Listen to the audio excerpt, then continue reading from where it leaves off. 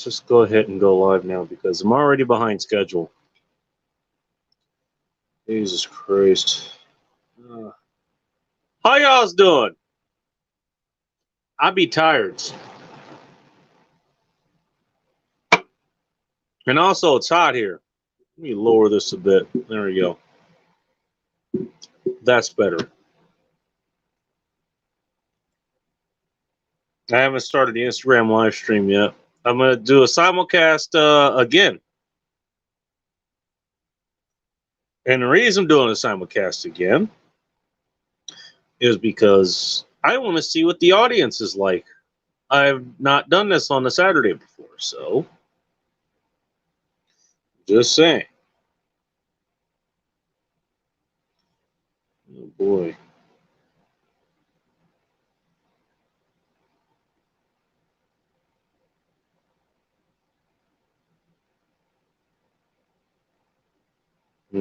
Patty's going through a rough time apparently.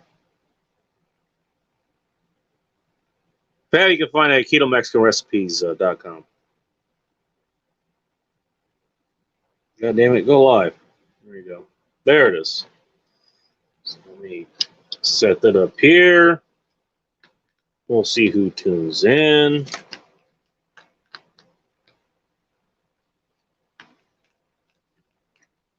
As I fuck up other things here as well.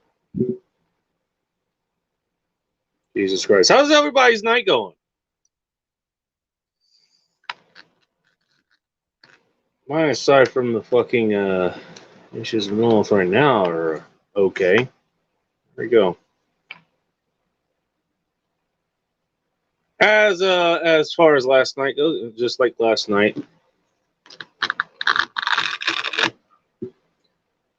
I'm a lot darker on Jesus Christ. I'm a lot darker on the Instagram than I am on here. What is going to fuck on here? Hang on a second. As everything fucks, so give me a second.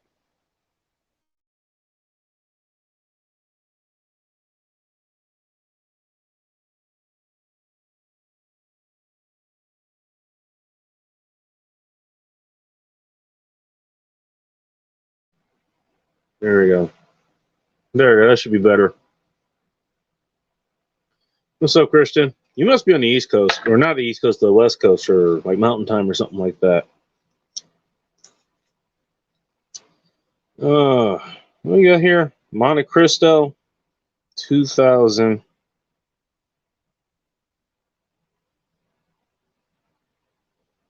Pretty fucking large cigar here. Why is the, for whatever reason? Oh, there we go. That's better. The lighting for the Instagram part was pretty down. I am simulcasting again because I want to see who actually is going to tune in to both. Now, we do get quite a few people tuning in on YouTube. Not so much on Instagram. Maybe Aaron Clary is right. No, he's usually right about a lot of things, not everything, but he's right on a lot of things. Let's put it that way. Okay, what the fuck is going on? Okay, here's what we're gonna do. Where the hell is the lighting settings here? Nice. Where's the lighting settings? No, great. I can't see them because why the fuck would I want to be able to see that? You know what? Fuck it. Instagram's just gonna have to deal with that. It's gonna go up and down for whatever fucking reason.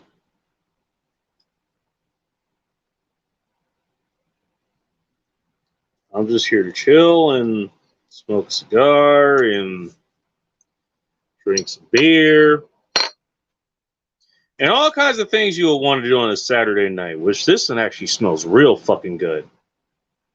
Holy shit. There you go.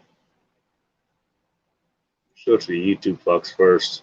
Monte Cristo 2000, apparently. I'll have to keep that in mind.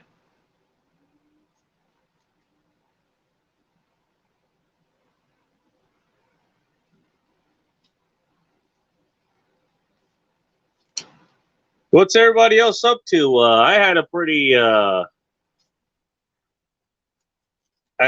busy day today as I bumped the mic while I'm doing other things.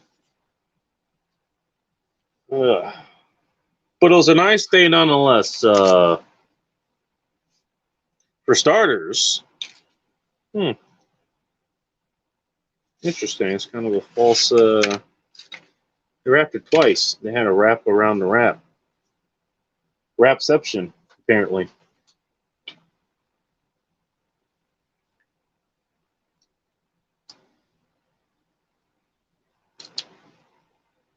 The whole week pretty much has been. It's been unseasonably nice. It's been unseasonably LA weather, basically.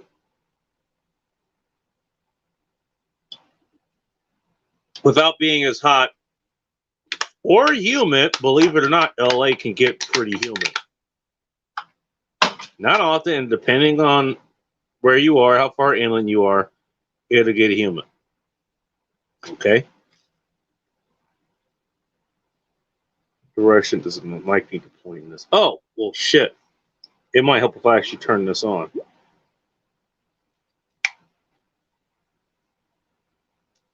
Great. So everybody who tuned in on Instagram, they just heard that up.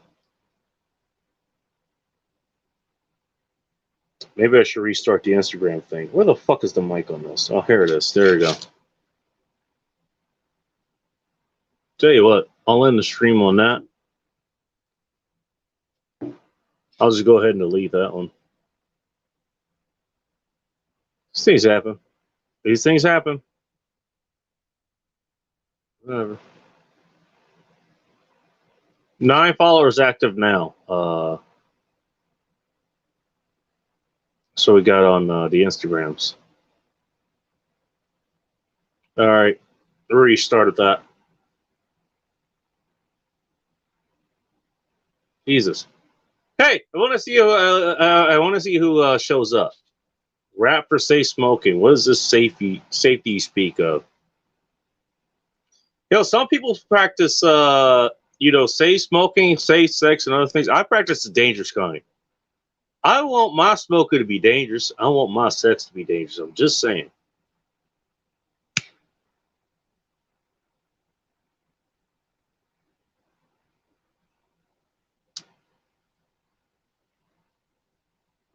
There is nothing hotter than dangerous sex. Change my mind.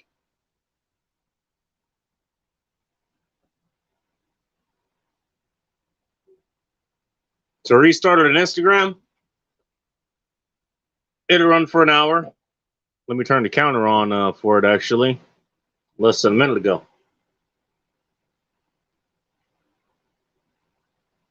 Saturday may be different.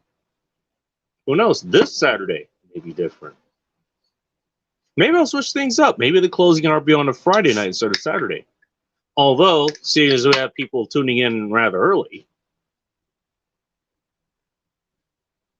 pretty much at the start of this,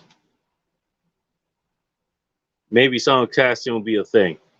Who knows? It'll depend on who's out there. I'm just saying.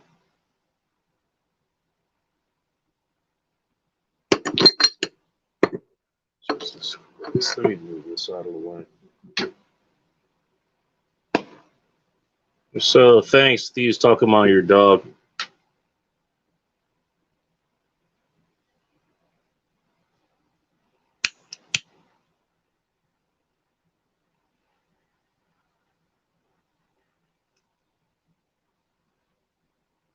So I want this stream to kind of be more of a, what do you call it? More of an end times report, what the end times report used to be.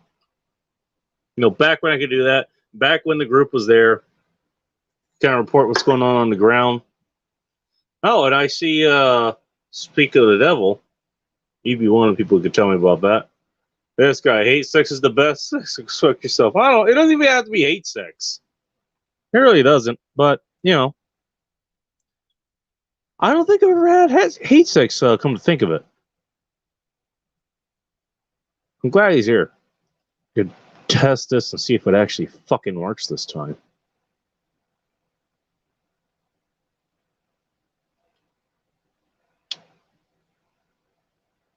No. Is it not working? God damn it. All right.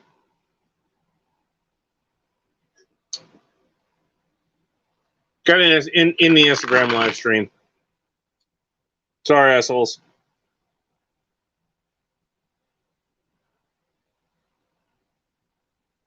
Jesus fucking Christ. I don't know what it is with YouTube, man. I don't know what the fuck it is with YouTube.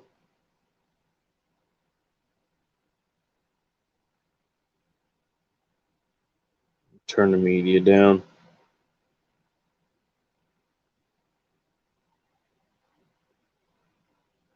And Jesus fucking Christ.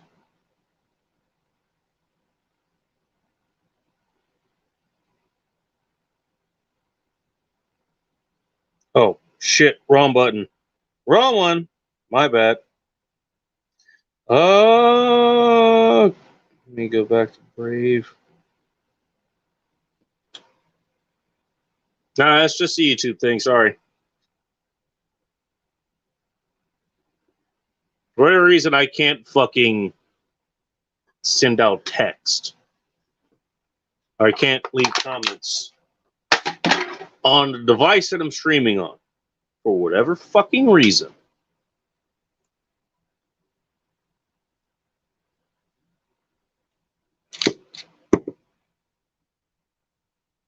So as soon as I'm able to actually pull this the fuck up, then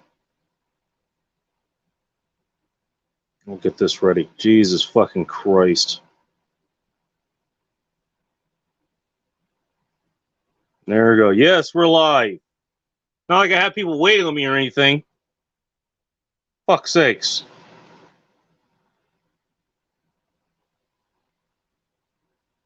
There we go. Okay. Moment.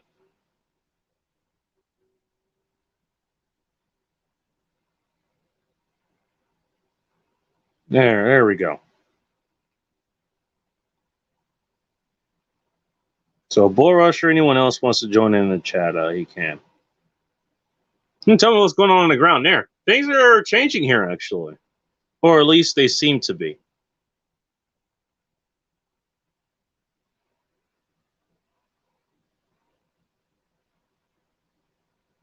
And by the way, I'm not seeing too many people joining the, what do you call it, the Instagram Live thing. That might end up being a thing of the past. I'll launch it again. Even though there are people who used to watch me, Atham be one of them. Dick Schulerner was a regular at some point. He's gone. He's doing his thing. What the hell did I just drop?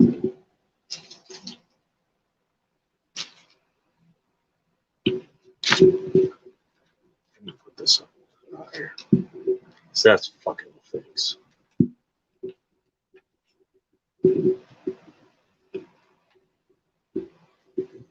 Maybe I need to find another browser because that just not seem to fucking work. It doesn't want to work. I don't know why, but it doesn't.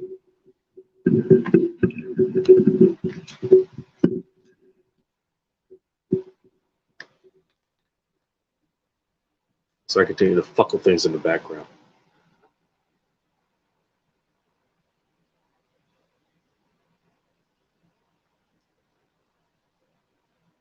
All right, I seem to have lost everybody except one person.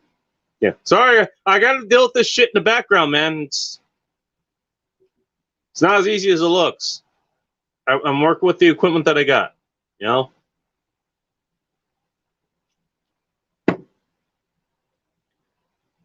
What are you going to do? I'm used to dealing with all these technical difficulties, and it's fucking shtick for the show at this point, you know? Like, it ain't a show unless something's gone wrong.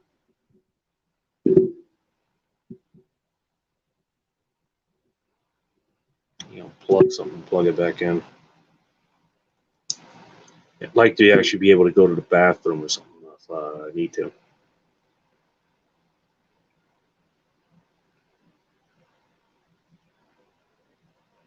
Today was rather nice though. Now I'm speaking like Mike Tyson. Jesus Christ.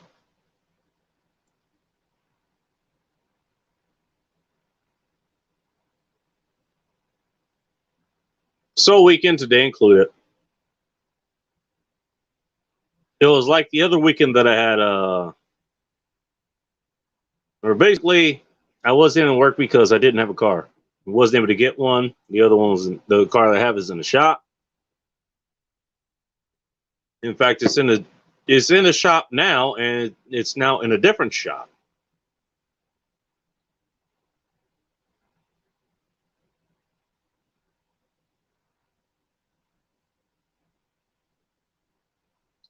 And so,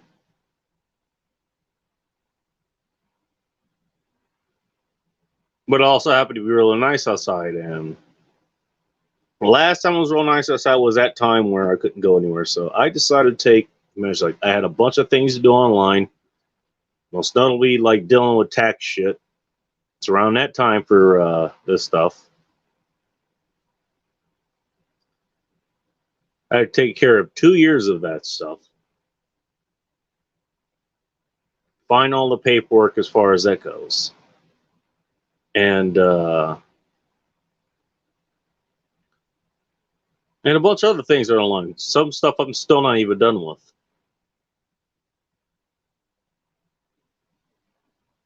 But it was nice. I got to do that. I did it outside. I got to do it outside because it was 78, 80 degrees or something. No cloud cover whatsoever. So what I decided to do was grab my lawn chair. I actually had my second cup of coffee when I started.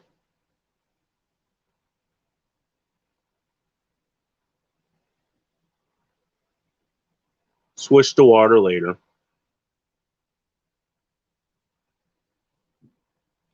By the way, your reminder that you're probably not drinking enough water if you're listening to this. So drink more water. Just saying. Anyways.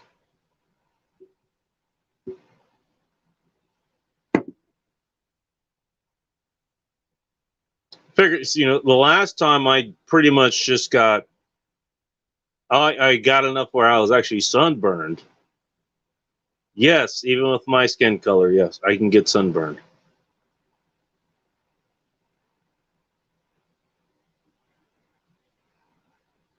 But even with the attempt that I had to kind of even things out, didn't work. So what I did was the first time I actually faced the sun, and it's off a little bit, south up here. The farther north you go, the farther south the sun tends to be at. Okay, so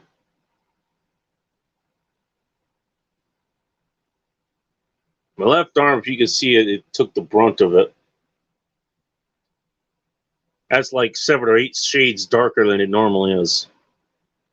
Because as Bull Rush and Rob says, and all of you, those are the high yellow motherfucker, apparently. Apparently, that's my fucking thing, the high yellow motherfucker.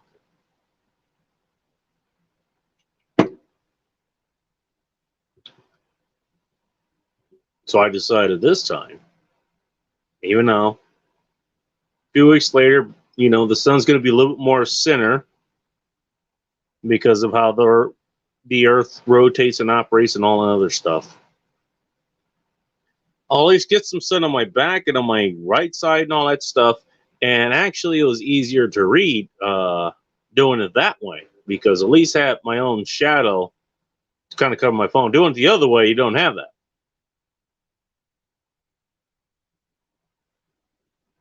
And especially if you wear polarized glasses like I do, it's hard to read the screen, like as I'm looking at it right now. It's not that bad because there's not that much light in here, aside from the light that I have, well, illuminating my ugly ass. But I'm able to read, okay, I have my chat highlighted, streamyard.com/whatever. See ferocious comment, hate such as the best sex.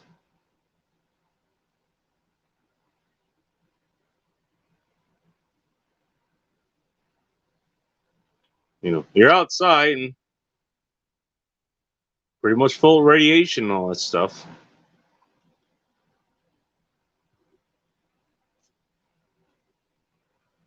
A little bit harder to read, depending on the orientation. If you flip this phone sideways, then it's just fine. But just upright, hard to fucking read.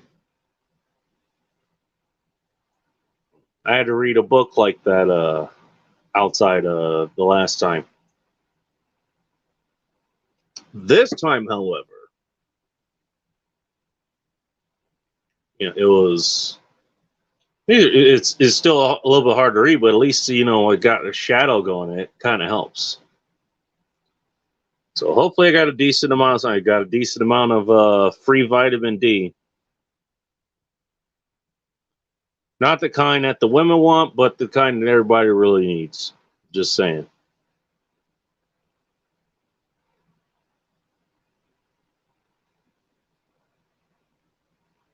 And one of the things I decided to do was actually take a look at the local, not the local news app, but it's like the Google Newsstand or something. And for those that are new here, when I did the Lack of Humanity show, which until I get significant, upgrades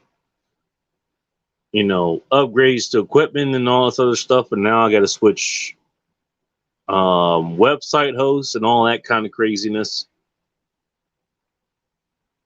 Aside from dealing with everything else I have to deal with.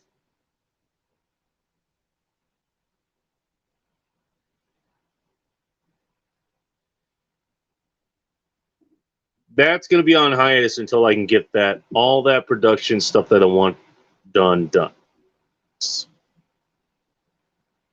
That's how it's got to be, unfortunately.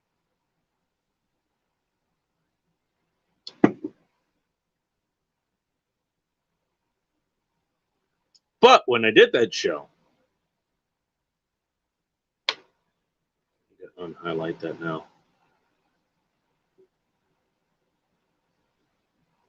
That's where we get a lot of news stories. Some of them local, some of them, countrywide, some of them on the other side of plans.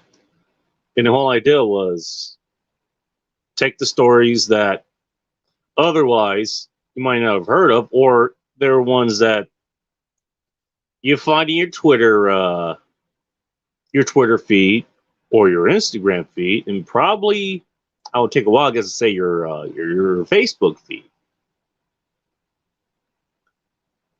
And that'd be the stories that will make you angry. Or those political, or they deal with some other ideology, or those that criminal case, something like that. My spin was to take that and try to find a silver lining, trying to find something to laugh at on it. Whether it was somebody that, and usually, actually, it was this.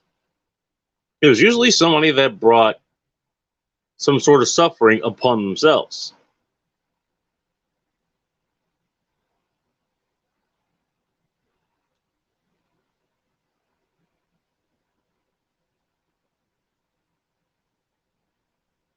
For a while, the End Times Report was actually like that.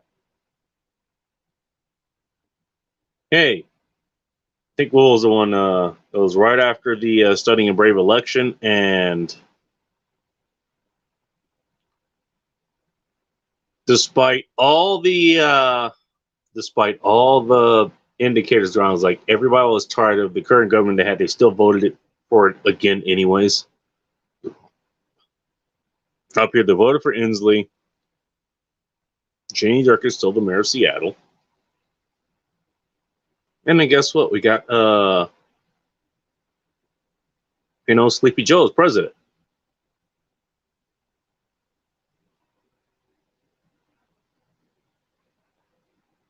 It happened in different areas. down in Oregon. Kate Brown, still the governor. No word on the mayor of Portland. I think it was a Ted Wheeler or something like that. I may have gotten the wrong name. Correct me in the comments if I'm wrong.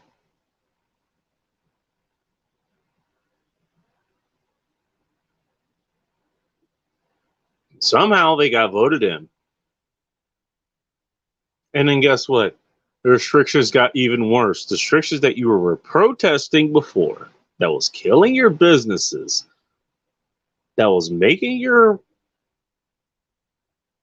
employees go away, your customers go away, whether they wanted to or not.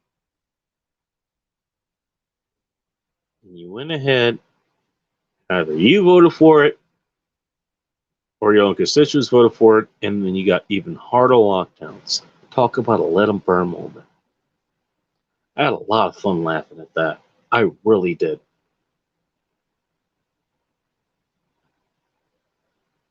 You know, it's been a while since I visited a business that, where I wasn't conducting business anyways. So no skin off my nose.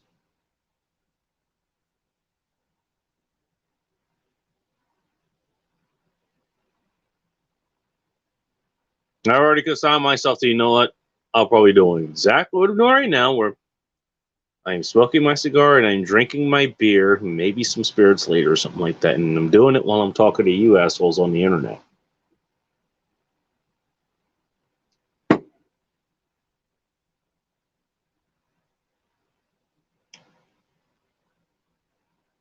You guys who wanted to actually get back out there and, go socialize with people, of which I'm not saying, that might happen later. We'll talk about that in a moment.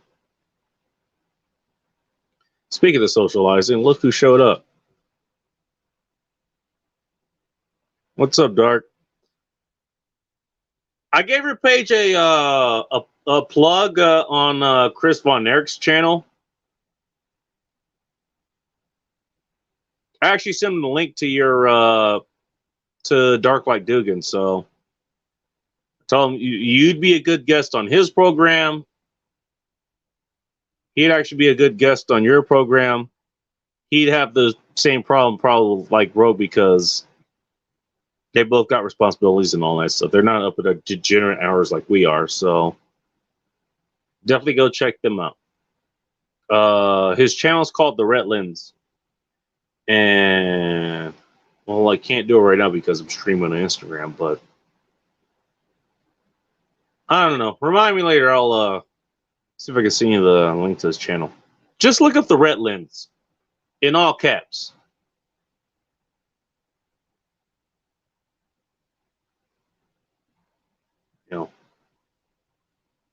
Hey, I like to do cross-pollination with good channels, Red Lens is a good channel.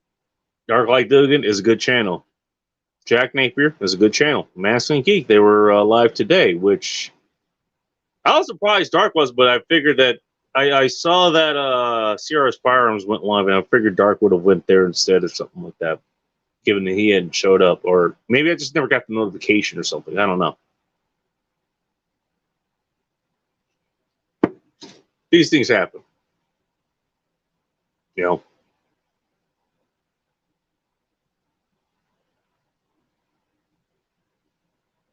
But yeah, I like to get good channels to know about other good channels.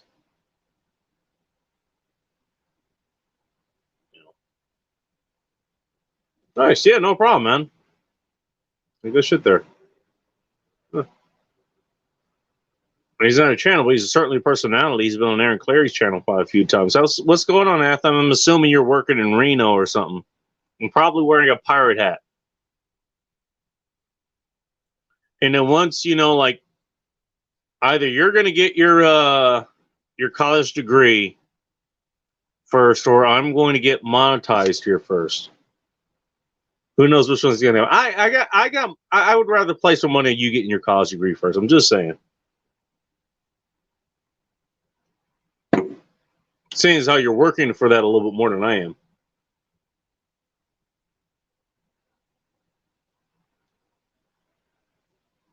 By the way, it's very telling there's still nobody on Instagram. Maybe they'll listen later. I'll actually try to upload this one. What I'm streaming on Instagram later. We'll see. Oh, you're at home. No kidding. 2 more years until my degree is completed. By the way, I'm not totally sure if my audio is working on Instagram, so if anybody's there, I'll check in tomorrow. I haven't had time to check in on Instagram or anything else. I haven't been on Twitter in like a week. I've got way too many things going on. But I should be able to check in tomorrow night. Anybody listening on Instagram, put a 1 in the chat if you can hear me. Put a 0 if you can't. Although if we've gone this far, then you're just looking at me talking to a microphone, so you probably weren't listening anyway. So who knows? But yeah, I was looking at the stories. It was just hanging out outside. It was real nice. Just get myself a nice tan and all this stuff. There were things going on, but it was still relatively quiet. Neighbors came outside to go water the grass and, weed the steps and all that stuff. And I was just hanging outside, just, doing the work that I needed to do. And I got checking the news. Apparently, the whole West Coast is thinking about opening up. Apparently, not only that, California, where Hatham happens to be based, well, at least close by. Big Angry Phil over at BigAngryPhil.com. His favorite person, Gavin Newsom, was like, "Well, we need to open." And Emperor Inslee, our benevolent emperor here, that decided to shut things down in the first fucking place, decided it was time to open things up. Believe it or not, he's looking at June the 30th.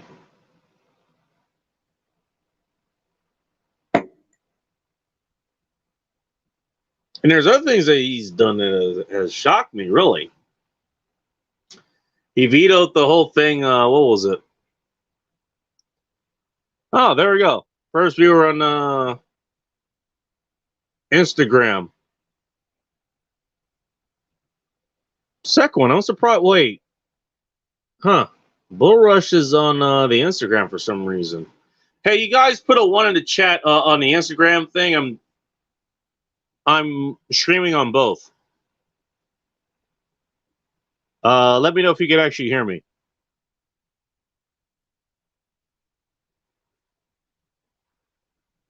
Maybe I should have a sign if they can't hear me. I don't know.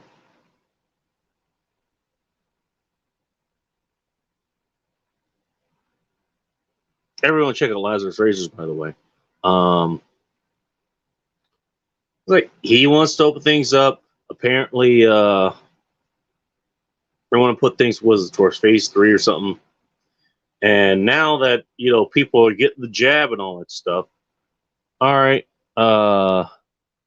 Matt Wolf says that. Okay, yeah. Okay, they can hear me. Okay, good. So, okay. So, all right. So my setup is actually working. That's fine. It's nice that it's actually fucking working for once. Now, for those of you who are on Instagram, I'm actually live streaming YouTube as well. And I'll probably just keep the party going there. Unless Instagram really blows up. But go check that out. In YouTube, just go to the search button, type in the goddamn bacon. It should be my fucking ugly mug with the flames in the background and all that shit. Go check that out. I am actually taking Aaron Clary's advice and moving things over here. Whoa! That's overfull my beer. God damn it. Son of a bitch. Leisha's contact haze, by the way.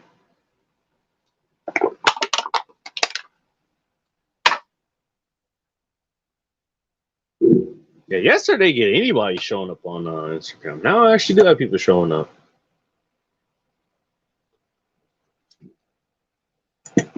Chris Soto seems to like you, Atham. Atham's a cool guy. I got the chance to spend time with him. I've hung out with him at his place and all that stuff.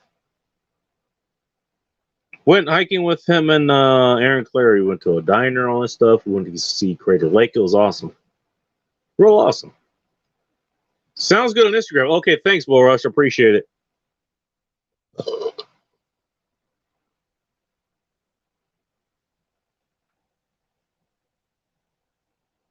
I'm getting jab shamed by the boomer reps and millennial dims alike. Oh, Jesus Christ.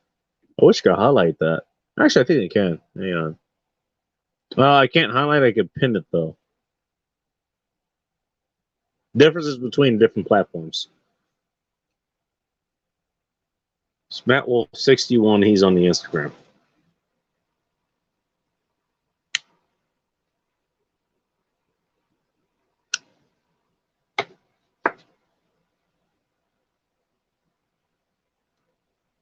By the way, Bull Rush, Atham, Christian, all you guys, the StreamYard is it's in the chat. Just scroll up. And you really shouldn't have to scroll that far because we're not Roll Tomasi or Aaron Clare or anything like that, you know. And Aaron Clare, he actually has a lot less engagement for the amount of people that follow him and then tune into his show and all that stuff. He has a lot less engagement than I would think he would, you know, at least knowing what I know now. Now, I have, 117 people following this channel, which I appreciate each and every single one of you. Never get me wrong as far as that goes. But just, you know, looking at, you know, like what Dark has, and then what I kind of have now is like 3 or 4 people listening to this, and I'm pretty low as far as that goes. And people are actually, you know, like they're engaging in the chat. It's pretty cool. Just so I think he's talking about, you know, time I had one after. Now that was cool as fuck.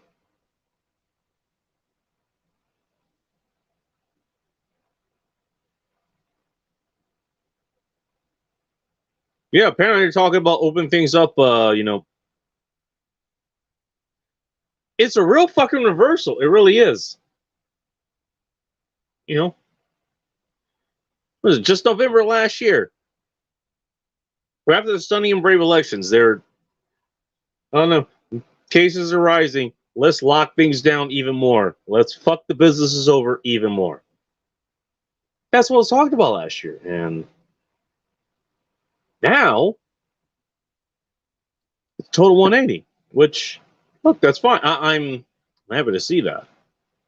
Maybe. And here's one of the things I've been really hopeful. Like, I haven't seen anything calling for, you know, okay, what are they saying? If you're not vaccinated, you still need to wear a sea sucker cover. Okay. They're not saying how they're going to ask for that. They're not saying how you're going to prove that, which is a good sign.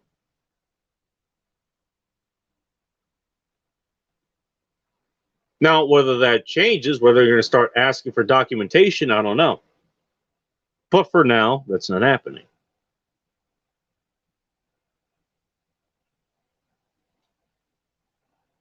Jesus Christ. Hang on. I love this community. I thought the world was lost until I met the other dudes in the RP. Yeah, no kidding. I know what you mean.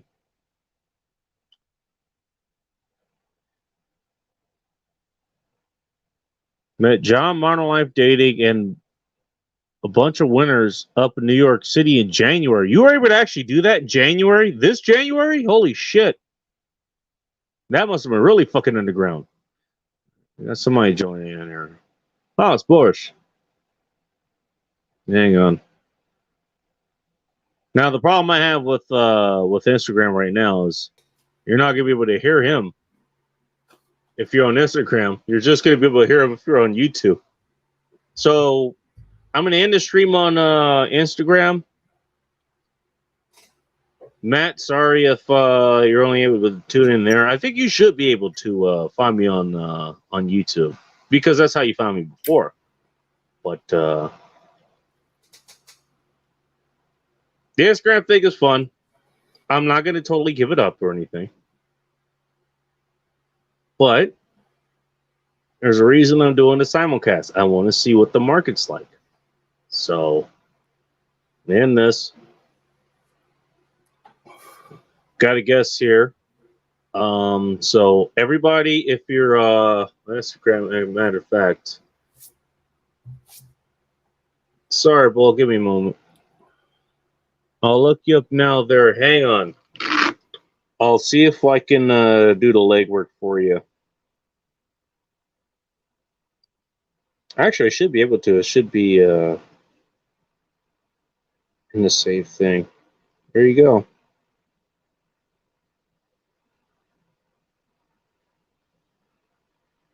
God damn it.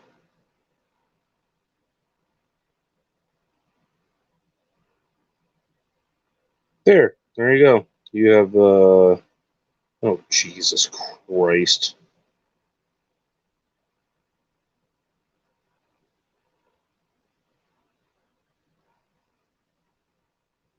There you go. You got the stream here. I'll leave that on for about 5 minutes or so, and there you go. How's it going, Bull? Pretty good. Had a long day today. Really? Yeah. Just woke up a little while ago. All right. Well, that dispels one of my many theories about you that you actually don't sleep. You just operate 24 hours a day or something. Yeah, actually, so I woke up, what is it? Well, yesterday morning, Saturday morning, I woke up, went to the gym, came back, loaded up my car, went to the lake for a little while, did some fishing, and Nice. Came back. Girlfriend got off of work. She was over here, and Which one? the main one. Not that I know which one it would be. I just have to ask. The main one, yeah, the one I've been seeing for since like last year. Ah, okay, So, cool. She wore my ass out, and I took like an old man nap. Nothing wrong with having a nap, man. It really isn't. I mean, especially if you got to work in like a hot environment or something. I mean, you look at some places where they have to work, like Midwest. Look at Italy, Spain, those places. Like it's the hottest fucking time of the day. That's the perfect time to take a goddamn nap. At least, if you have some shade to actually go take a nap in. You don't want to work during that fucking time, especially if you're working on like a field, you're doing gardening, all that kind of stuff. Yeah. Well, it's just there's nothing wrong with that. Down here, it gets warm enough. I mean, it's hot enough to where like just the sun and stuff, it just wears your ass out, even if you're not doing anything. Just being out there. But it's like you were saying earlier. I need to get some sunlight, get that vitamin D working. And then I was out fishing for about 6 hours. Yeah. And I think I was out there about 6-7 hours. Came back. Well, yeah, if you're on a boat, last I checked, unless you're on a yacht, ain't that much shade out those ways. So, you're definitely getting that, depending on what you're wearing. I was doing some pier fishing, so I don't own a boat yet. That's one of my goals. I want to get like a little, just like a small little John boat, little aluminum skiff. Yeah, like the ones that Hot Russia next used to rent out and all that stuff. And yeah, she worked for it was Gull Lake Marina. Gull Lake is the other lake. June Lake is surrounded by two lakes. One is June Lake, the other is Gull Lake, and both of them have they they have the activities you expect a lake to have. Yeah. She happened to work for Gold Lake, and that happened to be a little bit closer for her walking, as far as the place goes. But we would always go on the Gold Lake there because either one of the persons at the job was she would be able to take out just whatever random boat that we had or that was out there. I mean, it was pretty nice. Even did a little bit of, what was it? Not fly fishing, but what was it? Lure fishing. That's what it is. Got the big aluminum thing, and you just throw it out in the water and kind of slowly bring it back and try to mimic fish and all this other stuff. Yeah. I caught maybe 3 fish on that lure. Yeah, I was doing that and some crappie fishing mainly. Nice. I caught a couple catfish, but I didn't keep them. They were too small. Caught maybe about half a dozen crappie. All right. Not too bad, but well, it's not bad for pure fishing. You know, I'll tell you what, now that you mention it, when you bring in pure fishing, you know, LA actually does have pier fishing, believe it or not. Now, I don't know exactly what you're trying to catch there. Well, it just depends. Yeah. All right, I went ahead and into the live stream Instagram. Now I'm just working through naming it now.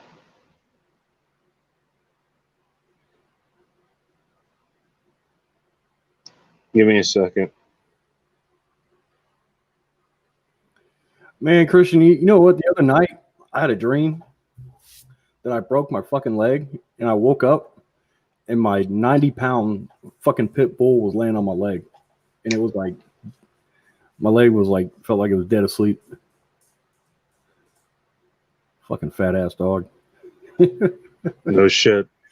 Well, he thinks he's a puppy, dude. He treats me like a pillow. There we go. He treats me. Catfish. Oh god. Yeah.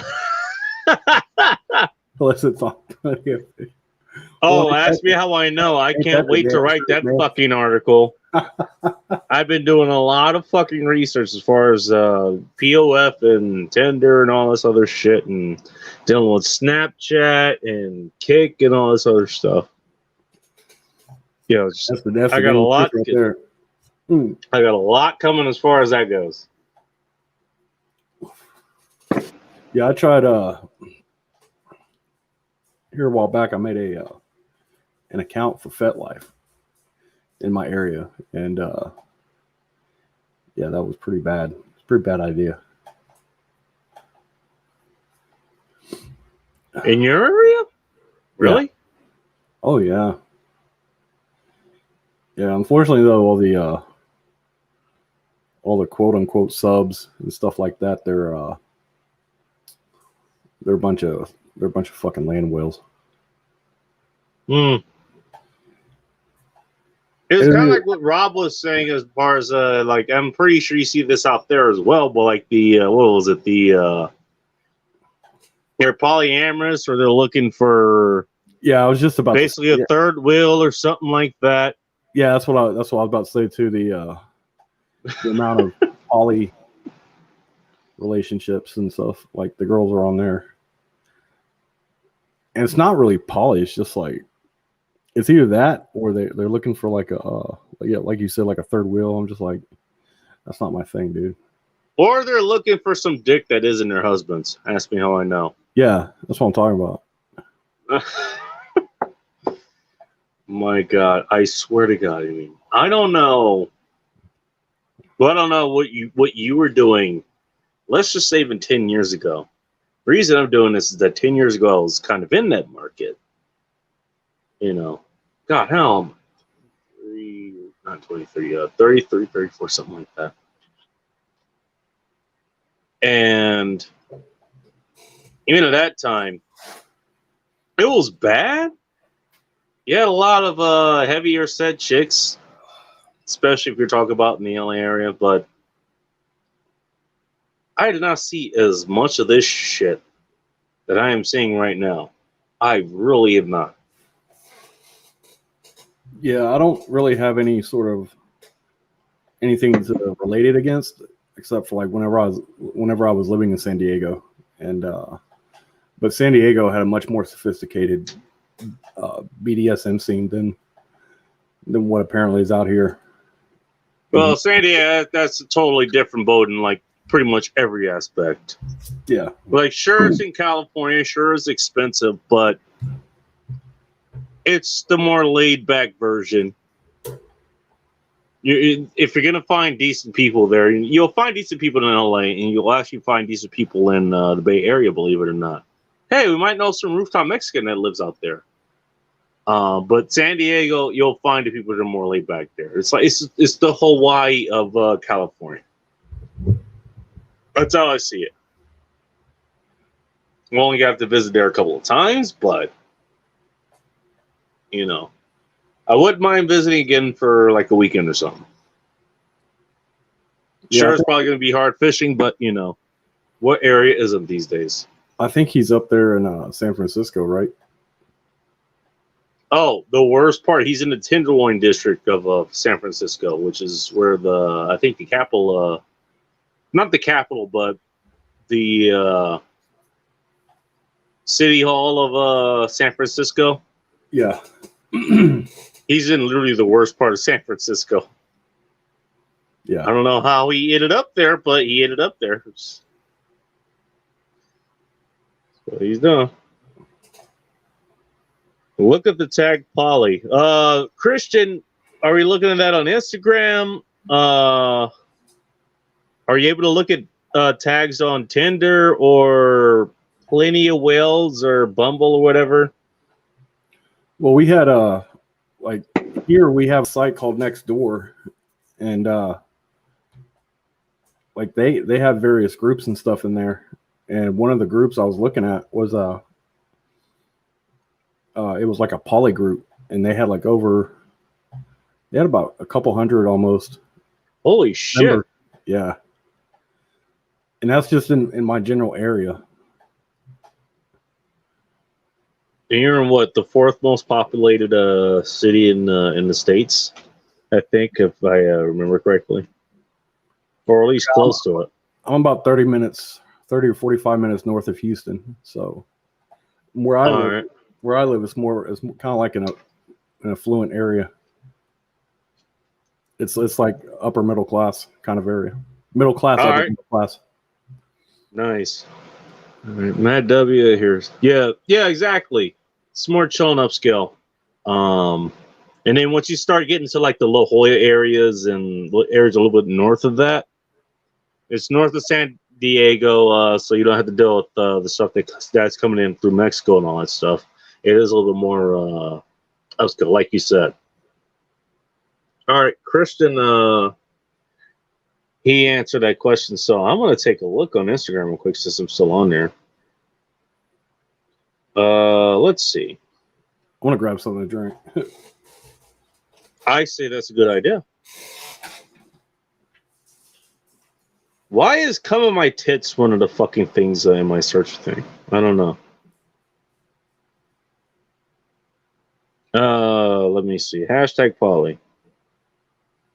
Well, Bull Rush is going to grab a drink. Oh, Jesus Christ. 861,000 posts. Yep. Well, let's see what we got here. Well, hell, at least there's some decent looking chicks here. Some of them are a little bit more ink than others. I think I think the ink chick is the same. The ink chicks are the same chick, based on the sleeve that they're wearing. The Moon Magic Witch in Zion, Illinois.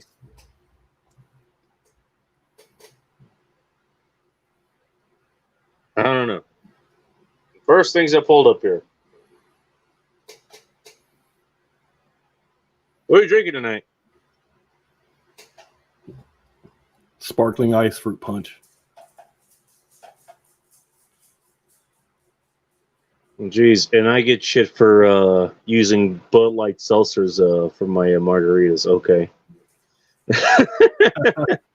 No, I'm like thirsty, like fucking dehydrated kind of thirsty. Oh, okay. All right.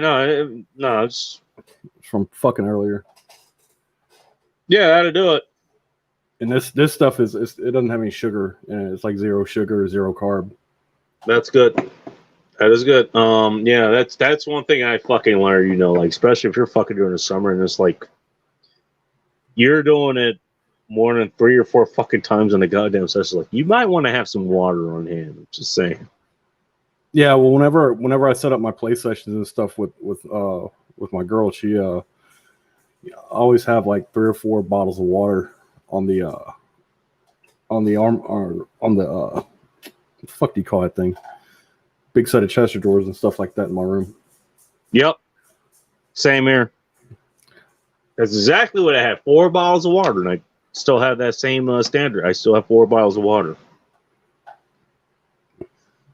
So when I can work from my laptop full time, I will be traveling around this great nation. I spend way too much time here in Pennsylvania, not getting any younger. Time to do what you want is now. I 100% agree with you, Matt. By the way, I think he found me from Rob Says channel, so thank you for even though me and him had we had some clashes before. Thank you for following here, Matt. I appreciate it. Oh, really? Yeah, he's from Rob Says channel. I recognize him from there. Y'all had some disagreements? It was as far as like martial arts and stuff. Oh, I can't remember exactly what it was, but well, probably wasn't important then. I mean, it wasn't. If you can't remember what it was, it probably wasn't that big a deal. I don't know. It was. Oh, we were talking about jiu-jitsu. He had what's his name? Joe from Proud Masculine. He had him on, and Joe was talking about his he's in jiu-jitsu, and I was asking which type of jiu-jitsu he's into because I mean you may know this or not. There's different types of jiu-jitsu. There's like the traditional kind, and you have what's judo and yeah, you got like the Gracie style Brazilian. Yeah, and you have that comes from judo basically, and it's a watered down version of the judo essentially. Mm-hmm. You know, and even the people who like Gracie, when they don't take if they're in the streets and fight, they're not doing what they're doing in the ring. Just put that way. Man, I'm just kind of the opinion. I really don't care what kind of martial arts you're in. Just get into something, whatever your body and your health is willing to allow for. Right, exactly. See, like I can't do any kind of ground grappling or wrestling anymore because my lower back is fucked up. And you never want to get to that anyways. You know, as Terrence Papa say, you never go to ground. Yeah. And it's good to know what to do if you have to go to ground or you end up there. You know, it's good to know that. I'm not saying that's wrong. Okay. So I just switched but up. But that should not be the goal. Yeah, I just mainly switched up and went to a gun. So that's not wrong either. It's really the final arbiter of any kind of disagreement. So yeah, but I mean, we were talking about that when we went back. Even more but it's all good, you know. It's all good, no problem. Is to not even to get into that position because I'm also a fervent practitioner of the ancient art of don't be there jitsu. Exactly. Like you never end up in that position to begin with. Exactly. Well, you try to stay away, and if you do find yourself in some sort of position like that, you try to extricate yourself as quickly as possible. You know. Exactly. Now, Christian, you are not wrong with. I actually used to be a big fan of the red apples, the harder ones. And they came in a kind of a smaller pack. And the reason I was into those was because Hot Russian X at the time didn't like the taste of some uncles, but she happened to like the ciders. And you get the red harder ones. They were like the Jack's Harder lemonades. Instead of being 5%, they were 8%. Yeah, the hard apple ciders are really good. I like them sometimes. I remember whenever I was in high school, like fucking girls loved the Mike's Hard Lemonade. They had them even back then? Well, they didn't have the Jack's Hard Lemonade. That came out a few years later. But the one that preceded that, though, was because back then we had Zima and we had what do you call it? The Mike's Hard Lemonade. The girls love that shit. Okay, that was out for a while. Yeah. Because now those they tend to be a little bit sweet for me, but you know, well, yeah. What are you gonna do? Add some ice to it, I guess.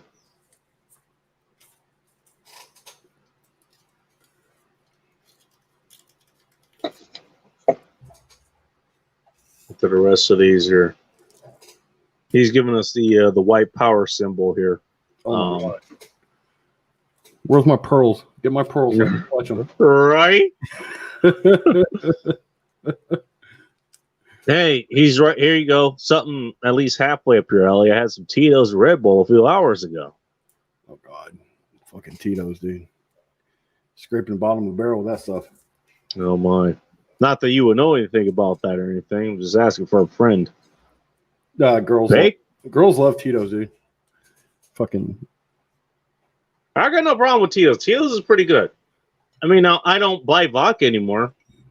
But I guess, you know, if I had to have one that was on hand, Grey Goose would be one, Tito's would be another one. And in fact, I'd probably go with Tito's. There's a vodka that's made out of here in Texas. I think it's called Whispering Springs or something like that. And a girl that I used to know suggested it, and because she loves it, she always drinks it, and I finally tried it. And it was pretty damn good vodka. It's really, really. What was it called? Crystal Springs or something? Whispering Springs. Oh, Whispering Springs. Sorry. Yeah, I think that's what they call it. It's been several years. I don't drink vodka that much. But yeah, I don't. I mean, I like it, and I liked it, and that's where I got my start with mixing stuff. You know, I mean, it's the open easel as far as you're gonna mix something. It's an open book. You're gonna make something that tastes like strawberry. Vodka is gonna do that. You're gonna make something taste like root beer, or you know, raspberry iced tea. Ask me how I know. That's what you go with. Because it's going to lend itself to whatever the hell you want to make it taste like, you know. Always like blackberry iced tea. I don't think I've had that. Huh? I don't think I've had that. It's pretty good. All right. Maybe I'll do some blackberry iced tea. I don't know. Maybe my next project. I had a gin project that I want to do to follow up the other one I had. Because I wanted to do my own idea instead of the one chick's that her idea that's sitting here next to me on my right side. But whatever. Bacon would be the greatest controlled opposition actor. I don't know about that. I mean, I could, depending on what we're talking about. How far you want me to go with that? I'm just saying.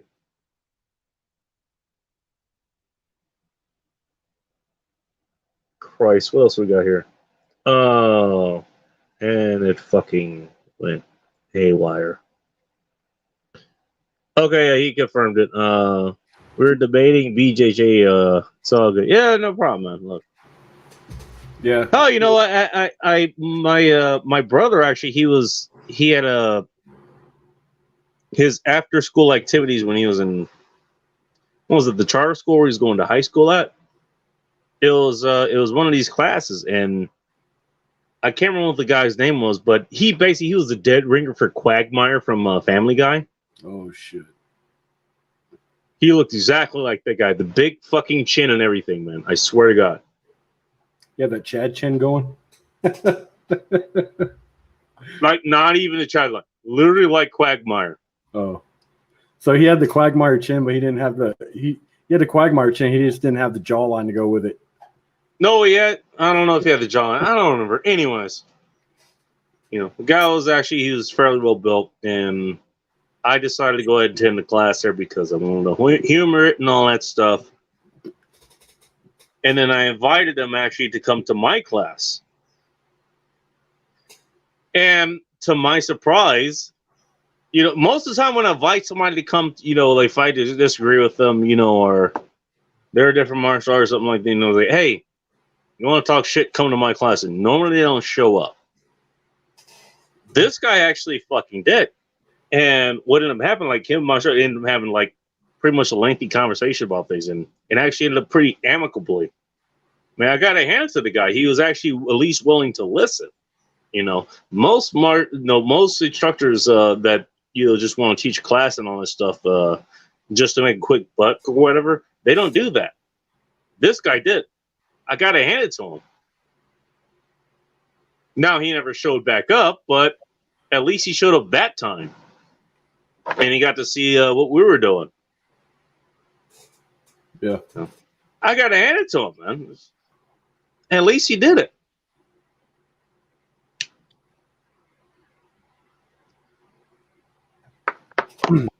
Yeah, I didn't. What Matt was saying there, I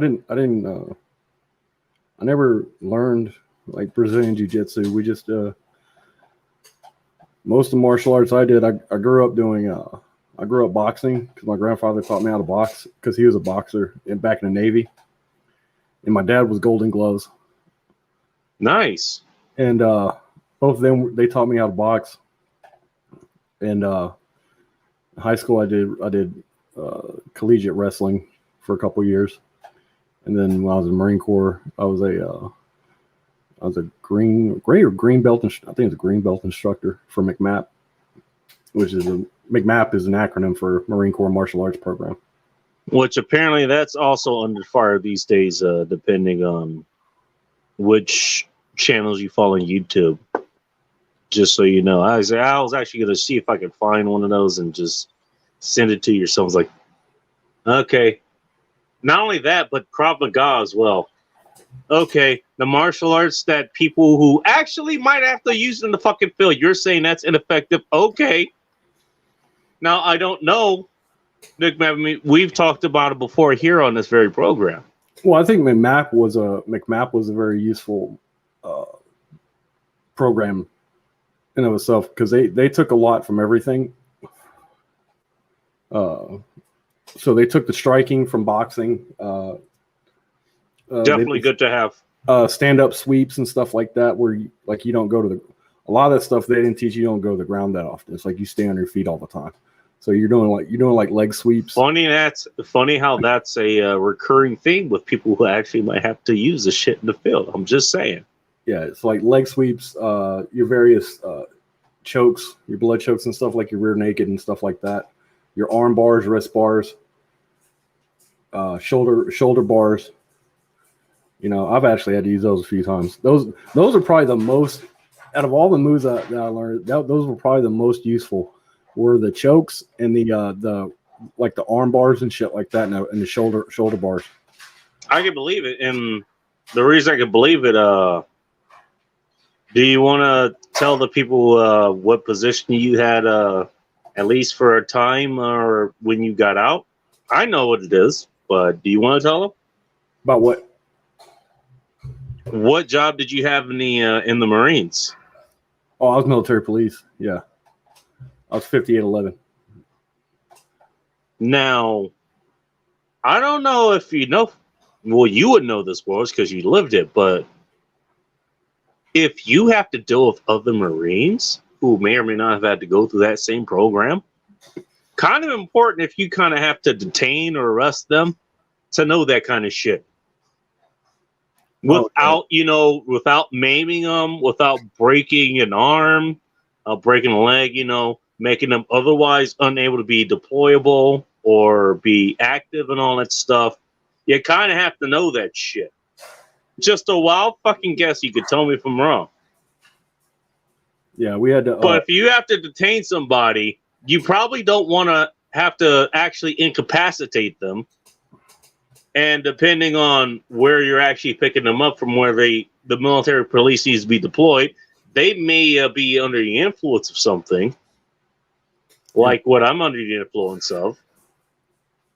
And pain compliance is going to be a little bit harder. So you have to know what the fuck you're doing.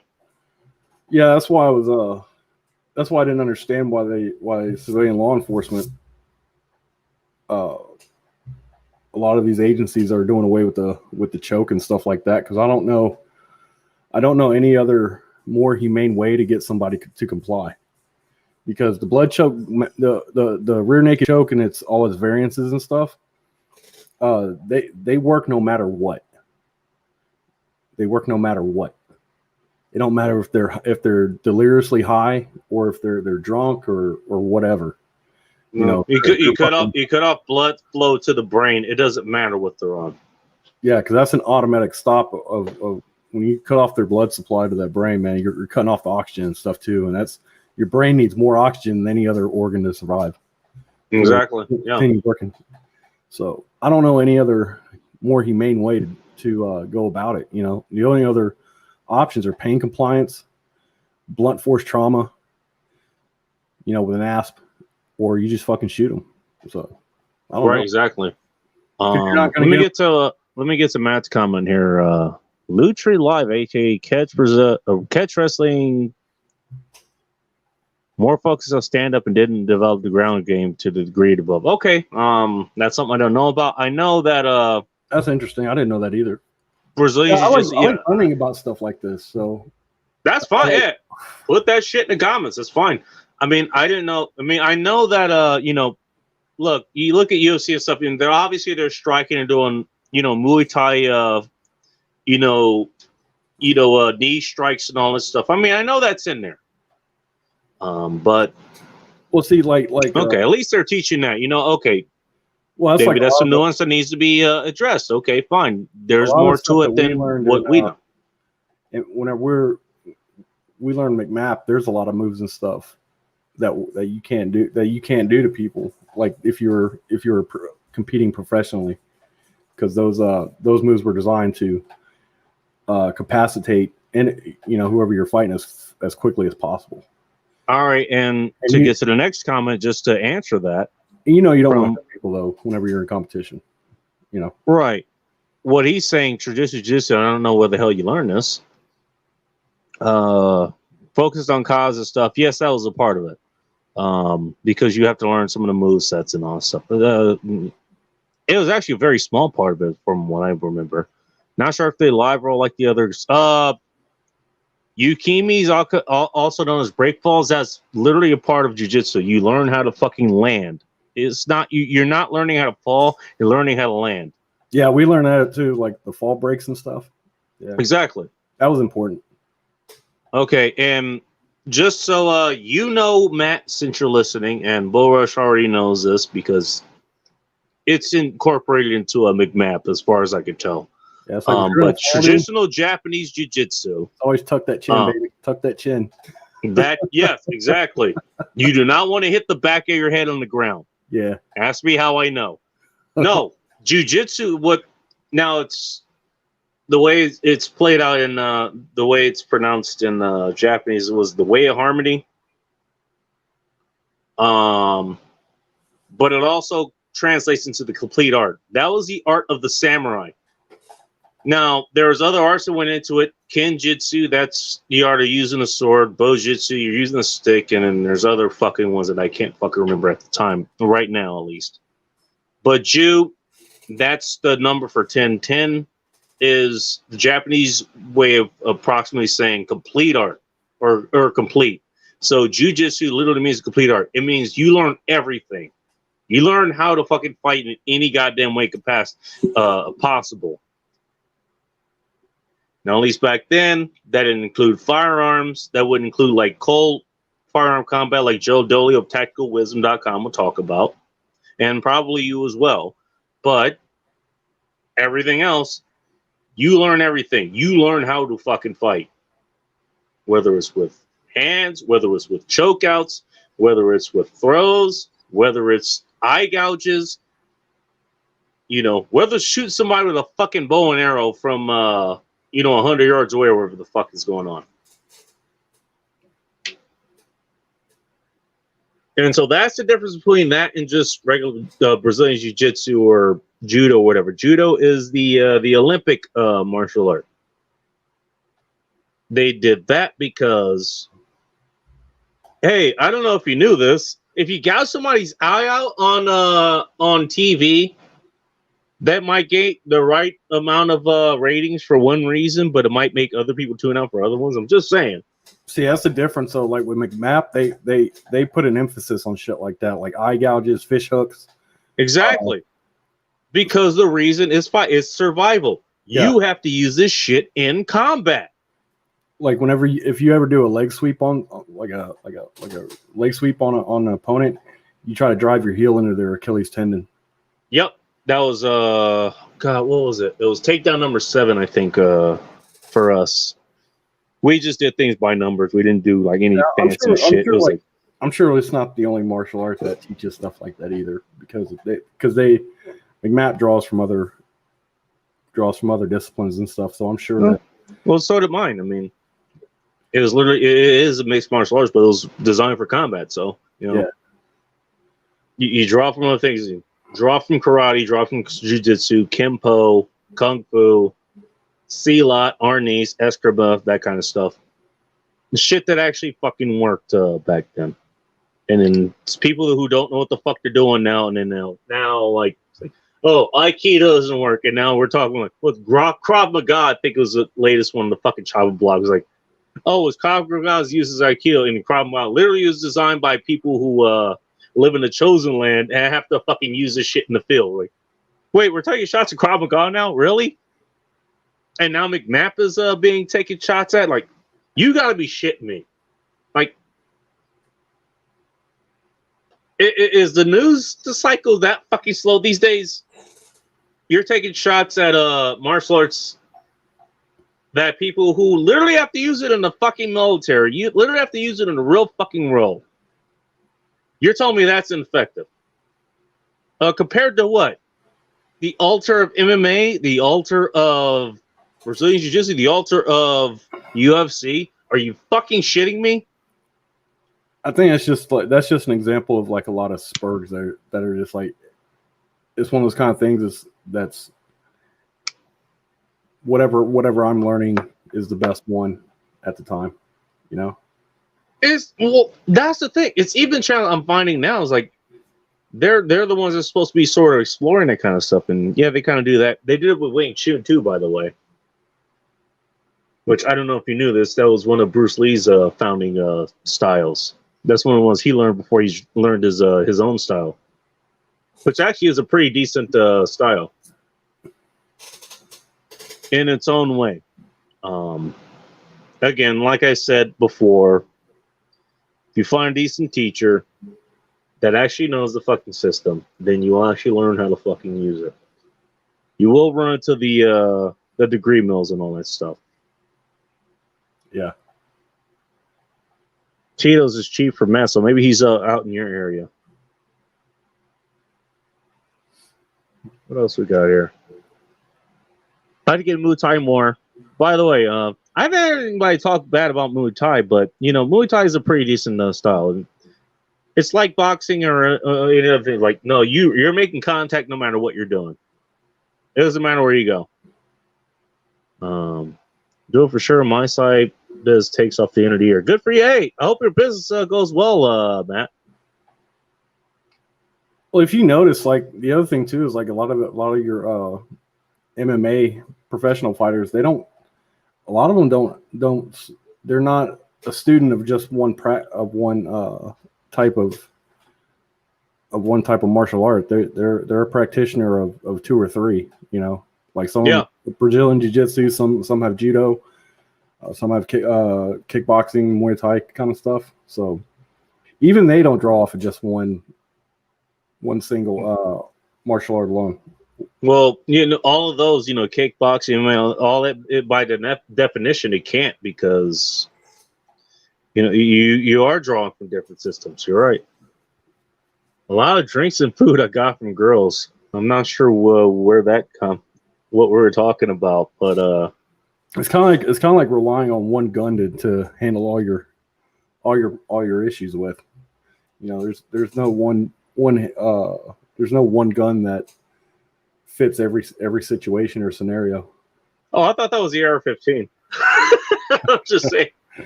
Hey, it doesn't matter what you have. Like, the AR-15 is the solution to all our fucking problems, apparently. Hey, you want to go trade some apples that you have in your yard, and the lady down the street, she has nectarines. You can't just trade them. No, you have to bring your AR-15 with you for that too. Did you know that, Bull Rush? I didn't know that, but apparently I had to find that out. Just saying. Yeah, the AR-15 is pretty good. It's pretty good. I just like making fun of it because everybody defaults, and I understand why everyone defaults to it because it is a good platform. It's a good universal platform, and all that stuff. I get it. I just like making fun of it.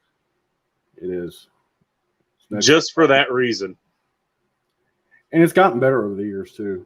People are just adding more and more stuff to it. So it's just a really good platform.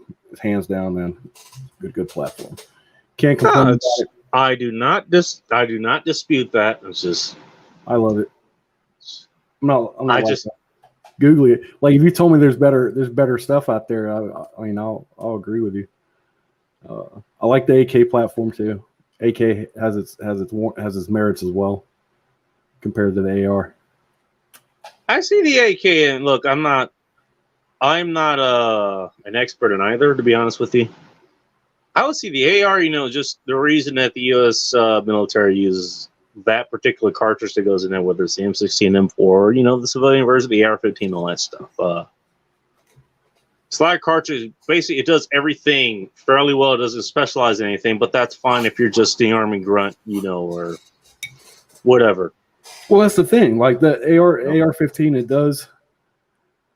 does a little bit of everything pretty well, but it's not perfect at one thing. Like I said, there's always trade-offs though with every platform. Like your AKs are, I mean, they're a pit bull among the poodles of guns because you can beat the living shit out of an AK and it will still perform. The reliability factor on an AK is extremely good. Like I would trust my life to it. Be right back. I'm gonna go grab another beer. The trade-off though with the AK is that compared to the AR, you don't have the precision. You don't have the precision, the long range precision. I'm just going to go with the regular Manted juice I got here. All right. But either way, I would suggest learning both of those platforms all the way down to how to strip them, clean them, put them back together when the time counts. Which the AK is extremely easy to take apart as well as AR. From what I've heard, I would say the AR is just, and you can instruct me because you know more about this than I do. Just because of the cartridge itself, I say it's more for defense and offense because of the extra weight that you have behind it. The 5.56 cartridge? No, the AK one. Was it Well, the AK comes in several different flavors. It's a multi-cartridge. The standard one was 7.62 by 39, I think. 7.62 by 39, yeah. Yeah, I say that's more. If I was defending a place, that's probably better. Because you don't have to move with it as much. But if you've got to be mobile, the 5.56 cartridge, it's lighter. It has similar ballistics. So you can carry more of it. Right. As compared to your AK and all that stuff. Yeah. There's a reason that the magazine is shaped the way it is. Yeah. Because it carries more metal. I don't know if it carries more powder or not, but the round itself is physically larger. What 7.62 by 30? Yeah, it's it's a little bit bigger. Not much, but it's a little bit bigger. And yeah, the 5.56 is a lighter round. It is a 22 caliber round, as opposed to, I think 7.62 is a 30 caliber round. So you're going a step up as far as that stuff. Yeah. But without the power that you have with something that's like an FN Foul or a Oh, or Keltec. What is it? RFB or something like the FAL, 7.62 by 51, I believe. Yeah, FAL is a 7.62 by 51. That's a 308 round. That's big boy. Yeah. And that's what the FAL carried. The FAL came in 7.62 by 51. That's the big boy round. What Matt was saying here, the AK is awesome for reliability. If you get a matched barrel for it, you can fix that precision issue through the right. I would say this comment. I would say, yeah. Anytime you put a matched barrel on a rifle, you're going to drastically improve its precision factor. Because as far as long range precision shooting and stuff like that, it always comes down to the barrel on any rifle. It's the barrel. If you got a really good barrel on that rifle, then you're going to get good results as far as precision goes. It doesn't matter if it's like a 22-inch match barrel, or if it's like a 14 or 16-inch match barrel. You're going to drastically. Well, it's apparently going to be illegal within the next month or so, but that's a different discussion for another time. I just really like the AK for its reliability factor. You can't put as many doodads and doohickeys on it, because it doesn't have the rail and stuff for it. That's the only thing. But yeah. Oh, I was just about to say, Matt, the Galil. Yeah. If you want to get the best of both worlds, get you a Galil. The Galil isn't it the Galil? Is that a bull? Is that a bullpup round? I think it's something else. It's a semi-automatic. It's a Israeli-made semi-automatic rifle. It's chambered in a 308. Israeli-made, just like Matt said. They're excellent. They're really good. I hope to own one day. In fact, that really sounds like a hell of a rifle to own. Yeah. It's everything I've heard, all the research or reviews I've heard about it, I've read about it. Everyone loves the Galil, man. It's really good. I've only heard about it because I played what was it? The original Black Ops from Call of Duty. That's the only reason I know about it. I've never played Call of Duty in my life. Nothing wrong with that, but I just want to know, is there a reason behind that? No, I just never got around to it.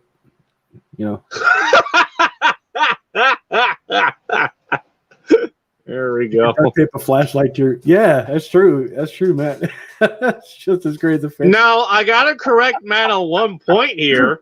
Bro, now we got to get with the times here. We're not in the 70s anymore. You go with Gorilla Tape. Yeah, I was gonna say Gorilla glue that bitch to the force. Exactly. Gorilla Tape that motherfucker right on there, and make sure it's one of the ones that's like it does the tactical flash and stuff that stuns your enemies and shit.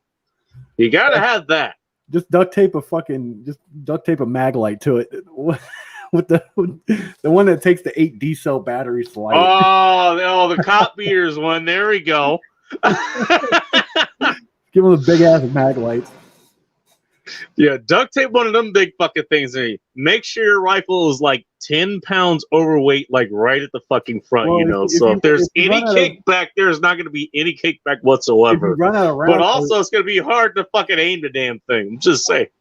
The other thing too, like if you run out of rounds, you just disengage the light itself and use it as a baton. Well, now we're getting to Joe Dolatar. So you got a AK with a bayonet on one end in one hand, and then you got a mag light in the other. That's why my dad used to call it the get right light. I can't believe I never actually owned one of those goddamn things. I had a chance a couple of times. I never got one. My dad used to call it a get right light. Because whenever whoever you hit with it, it doesn't matter where you hit them. It's gonna make them get right. Exactly. Call that the attitude adjuster. There you go. Spend the extra $2 on Gorilla Tape, my friend. Trust me, it is worth it. Ask me how I fucking know.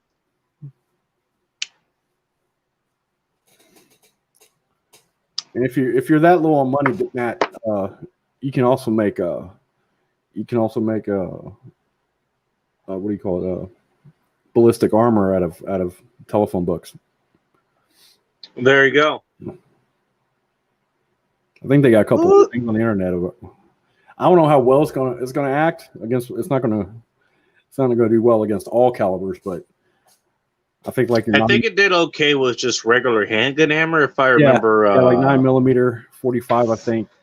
You know the Mythbusters Jesus Christ! You know the Mythbusters are, right? Oh yeah, I've heard of them. Yeah, they don't do anything anymore. I know Adam Savage still does. He still runs a YouTube channel, and I follow him. One of the guys that used to be on there died. Yeah, Grant Imahara. He died. He had like a fucking aneurysm or some shit like that. And I was totally fucking shocked to hear that, man. I was like, I saw it, I was like, I fucking stopped my car. I was like, you gotta be shitting me. And I saw the remaining 4 hosts was like Carrie Byron was the one who was pregnant through most of it.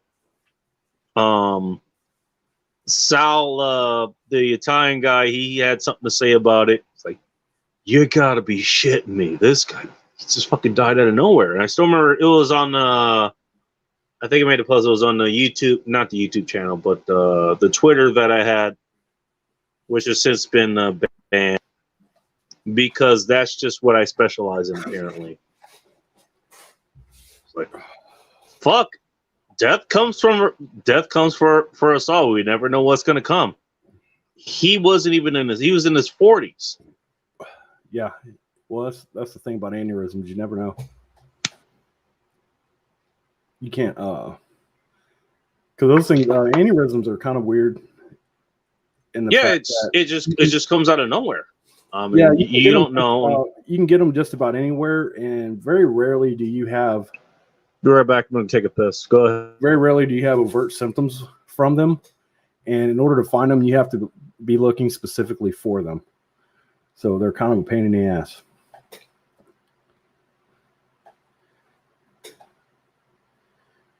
I think I'll just save up for body armor and my yeah. You might want to save up a few shekels for the real stuff.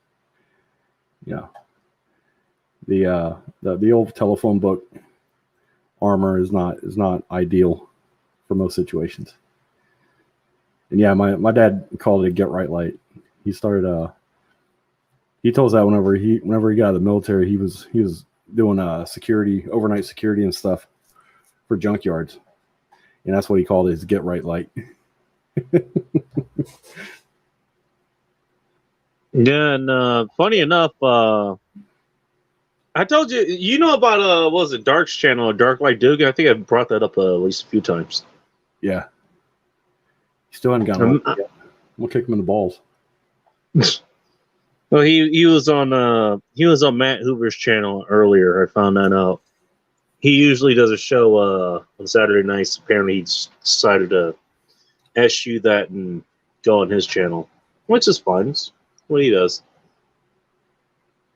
But he has some guy he talks to. What is it, Katie Arms or something like that? CATI. And apparently, it's some of the best body armor you can get.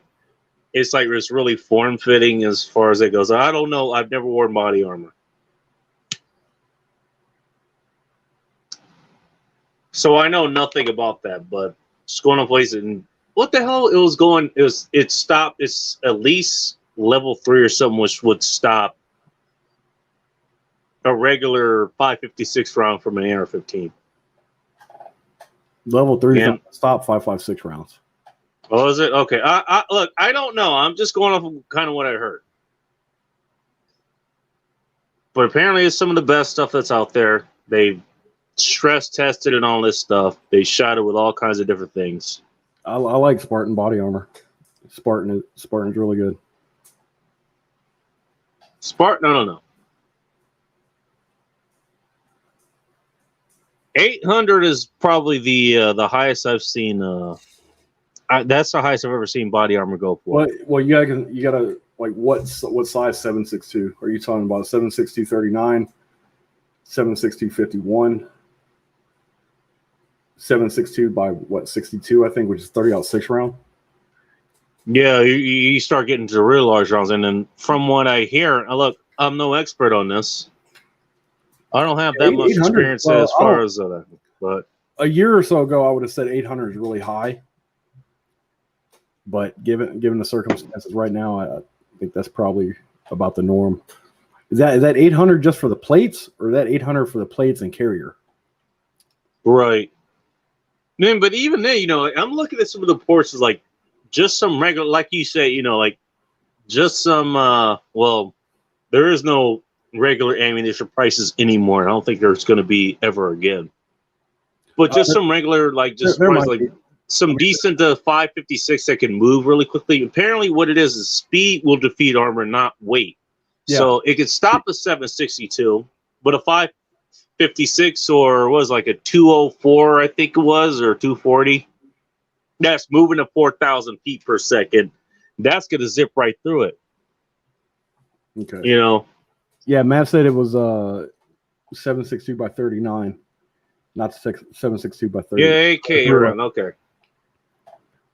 I think you would to stop 308 rounds and up, you would need a level 3 A plus or level 4 armor. Level no, 4 but armor. that's what I heard. Is like, okay, you can have armor that it will stop a 308. It wouldn't stop a like a steel jacketed 5.56 round because it's moving a lot. It's smaller, but it's moving a lot faster. Yeah, that's the whole thing. Well, that's the whole thing about 5.56 round is because speed defeats everything. Speed is what you want to look at. It defeats everything, especially like armor and stuff like that. Right. Because there's And armor. that's my thing. It was like I'm looking at this like, all right, maybe I can get this armor something. And by the way, well, it's speed. Every time I go out in Seattle, like, I'm wearing 50 pounds of fucking armor, so the weight really isn't much of a concern for me. I could just throw just just a regular soft armor or something, and that'd be an extra 5 pounds, and it really literally wouldn't matter to me. Like, I could wear that easily. Because the main two things. But what's the point? Body armor it's speed and distance, right? It's speed and distance because you have that too. You have 5.56. Distance speed. One of our tenants. Distance speed beats speed every time. It doesn't matter how hard your punch is. If you can't reach your target, it doesn't matter how strong your punch is. Yeah. And it's obviously much more range, but when you talk about rifle calibers, it obviously matters too. Because I've seen where people have taken 500 AR 500 plate at 100 yards with 5.56, and it's 5.56 couldn't defeat the armor, but they drug it up, I think, like 30 or 40 yards away, and then shot it with 5.56, and it punched through the armor like it's butter. So that's the right. issue. And like you said before, look, okay, you may live in the suburbs. I actually do live in the city, sort of proper. Most of your urban engagements, they're going to be within 50 yards, 100 yards max. And so your best bet, as far as that goes, is to not be hit at all. Now, obviously, that's going to depend on the situation. It's going to depend on whether the enemy can draw a bead on you and actually get around to hit on target. That's understood. Now, whether the extra weight is going to hinder you enough so you can actually be hit versus actually be able to protect you, that is what will be in question. Mm-hmm. Like you said, 500 yards, that body armor is going to stop it. And depending on if you have trauma pads or whatever, apparently that's the thing, which makes sense. If you have trauma pads on those, it's like an extra 60, 70, 80, probably $100 by now. That's going to allow you to not only get hit, but get back up and keep shooting. But that's taking a pot shot at 2, 3, 4, 500 yards. What if you're taking a rifle shot at 25 yards? Yeah. Now you're shot, but it's also not only just penetrated you, it's penetrated the armor, whatever armor is there, whether it's hard or not. Now that metal or material is also inside of you, along with the round. The thing is, like most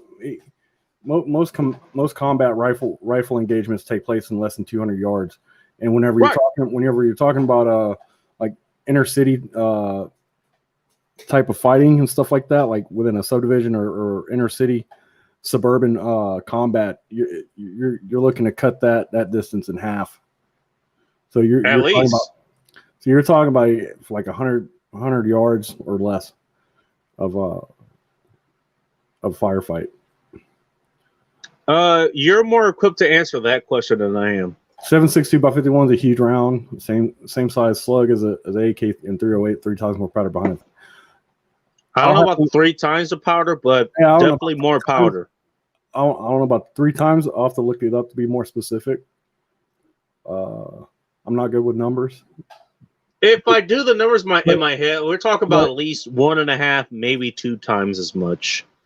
But the sentiment is still there. I don't. Yeah, he's not wrong. Yeah, I get his main point though. Yeah, as far as the specifics, I can't tell you offhand. There's the amount of powder that makes the difference, much like a 223 versus a 22. Yeah, it's just the 22. Exactly. Yeah, it's the amount of powder basically, Matt. It's the you got a 223 round, 223 5.56 doesn't matter. Well, it does matter a little bit. 223 round.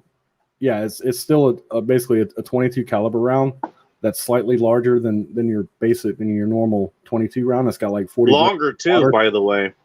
Yeah, just want to throw it out there. Yeah, it's still a larger grain round, but it's still going through the same diameter through the tube. Yeah, that's what, or at least sort of. That's what caliber means. Caliber is size of the hole. Right. In the 223, it's just got an insane amount of powder behind it for the size and weight of the round. That's why it pushes it so fast. So yeah, in the 5.56, and there's a reason there's a reason that was designed in the first place. And there's a reason. And one thing with the 5.56 is that it's the 5.56 is a higher pressure round than a 223 civilian equivalent. So that's why you can shoot. That's why some rifles can shoot 5.56 and 223, but some can only shoot 223 and 5.56, but not 5.56 because the pressure coming off the 5.56 round is substantially higher than the 223, and the components of the rifle won't be able to handle that over time. Like you could get away with it. I read it in the maybe this is the opposite direction. Maybe I'm just not remembering this correctly. I heard that 223 was a little bit more versatile, and the same thing with 308 versus 7.62 by 51. From what I heard, is like the reason that the military uses the 5.56 by 45 and the 7.62 by 51 for whatever capacity they use them for.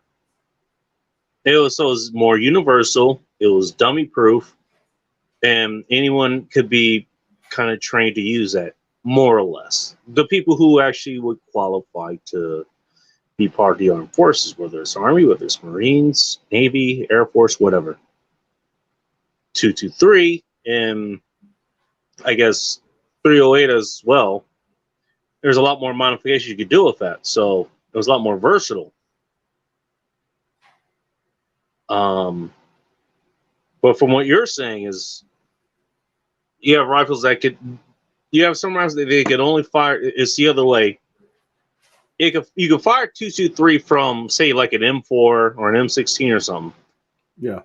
Along with the 5.56 that it's meant for, but you can't do it the other way around. Yeah. Well, see, that's like I have my AR that I have. One of the ARs I own, it can shoot. It can shoot 5.56 and 223. It doesn't matter. Okay. And you just got to make sure to look at what you're getting before you buy it, because the 5.56 round is a little bit overgassed compared to the 223 round. And okay, gotcha. It's a little bit overgassed. So, and that's gonna, if you use a 5.56 round in something that only shoots 223, it's not like it's not going to fit.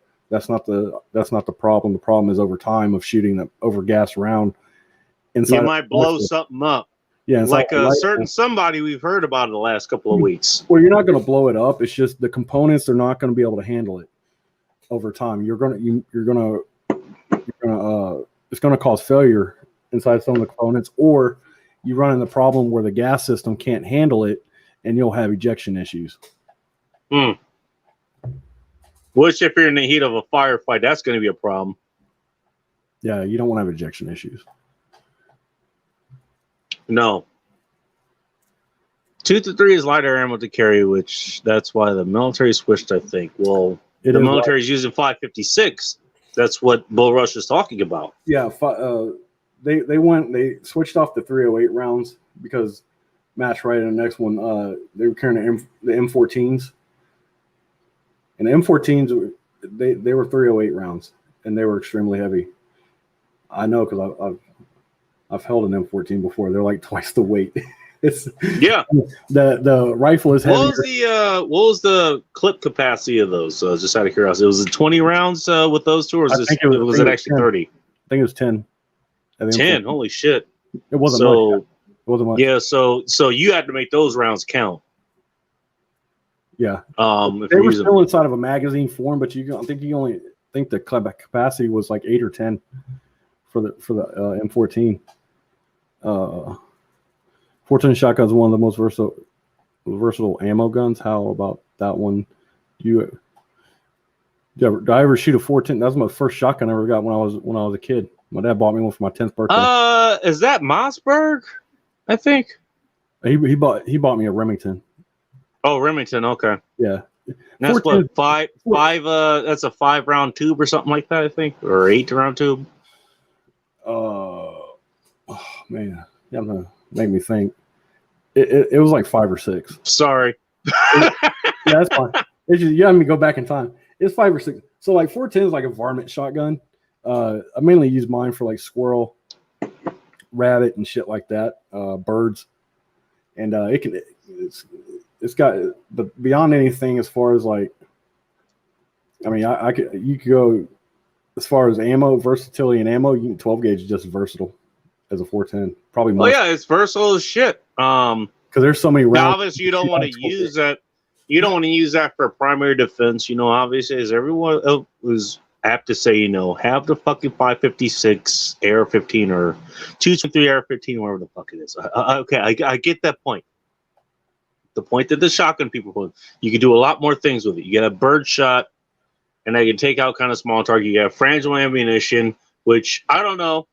You live in a house or something, so it's not a problem with you. I live in an apartment, sorta. At least in my place, unless I'm shooting downwards, I'm not gonna kill my goddamn neighbors. Yeah. But I might kill my neighbors next door. Yeah. If I'm using something that's gonna penetrate walls. Just saying. Well, they got frangible ammunition for handguns and 5.56 rounds too. So. By the way, down talk that all you want. Last I checked, it's still a lot of the same energy, even if it's not, causing a lot of, bodily damage. It's still a lot of the same energy you're taking. Even if you're wearing body armor, you're still taking a lot of the same energy coming out of that gun that round is going to deliver. Were you talking about like where Matt was saying the trauma is going to break your ribs? Yeah. Depending on what size. Depending on speed, size, and distance you are with that round, it may not penetrate the body armor, but it's still gonna hurt a little bit. It's still gonna hurt, and that's the point.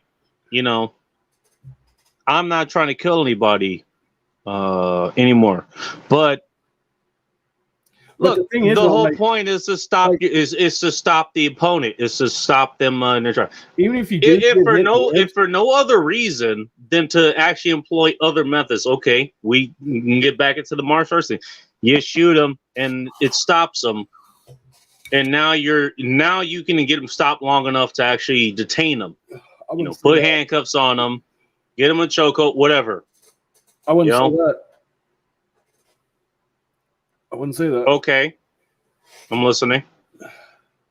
Well, I'm just saying, like, if someone gets hit, even if you broke a rib or 2 ribs on somebody, the adrenaline, man, y'all don't understand like the fucking power that adrenaline has on people.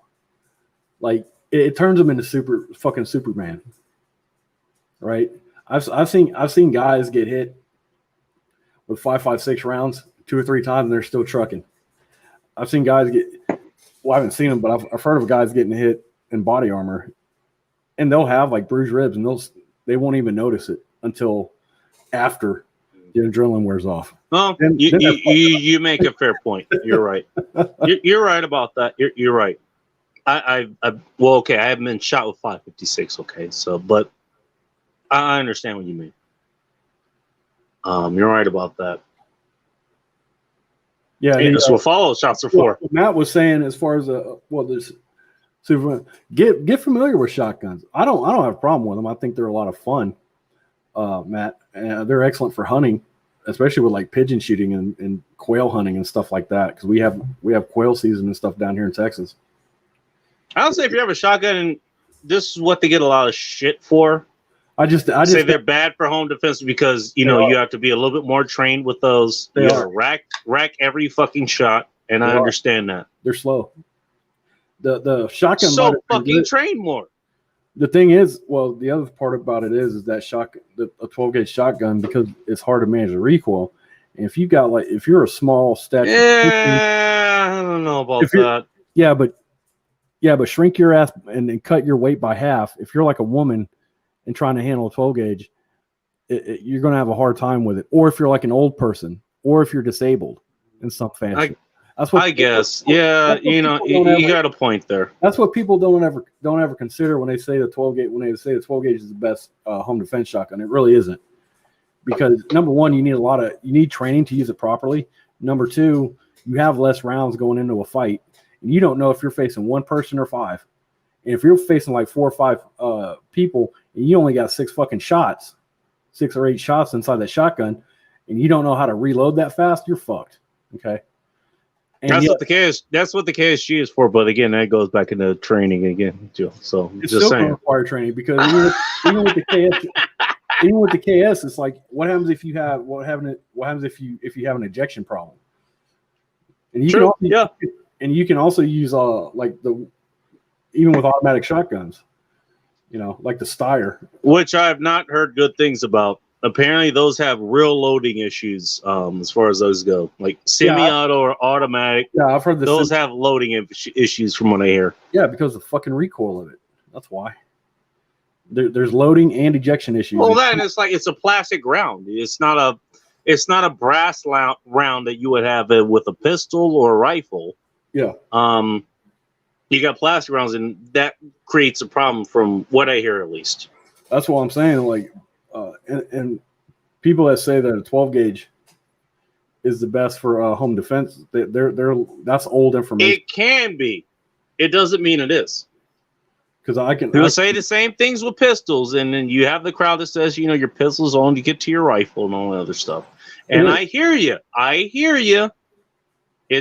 You're not wrong when you say that. The one thing is like with me, any people who say that stuff, I can tell you objectively why an AR style rifle or pistol caliber carbine is superior to any of those other platforms.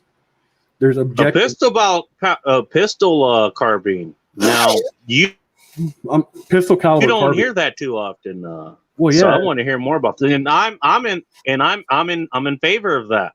Again, it's one of those. If for no other reason than because I like Kel-Tec, to be honest. That's just me.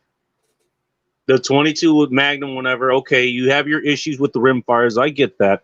They've come a long way.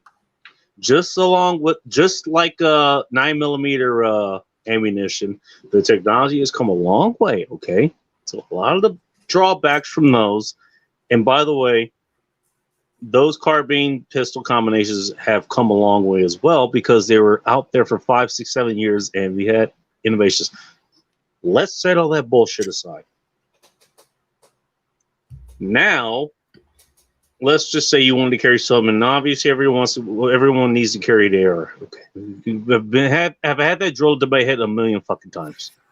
Wouldn't it be nice to have a fucking pistol and a carbine that have the same fucking ammunition? So all you have to do is carry the same fucking ammunition. And by the way, 22 mag, you can carry twice the amount of ammunition if you have a 9mm. Not that I have a problem with 9mm. You can carry twice the amount with the caliber, pretty close to the same amount of energy on target, and the 22 mag can actually reach out farther than the 9mm. I disagree with that. Okay. I disagree with that. I'm not saying that the 9mm is bad. There's 9mm carbines, and you get, was it the Ruger has one out? It takes Glock magazines and Ruger magazines and stuff like that, and it also takes 40 Smith & Wesson. And so if you want to go with that flavor, that's fine. The pistol caliber carbines, though, is that they're built on an AR platform, number one, so they're very easy to use and make them versatile. Number two, they're about the same price as it is with a good handgun, and they carry more. The pistol caliber carbine carries more rounds too. Depending on what cartridge it carries. Now the Celtic I'm talking about.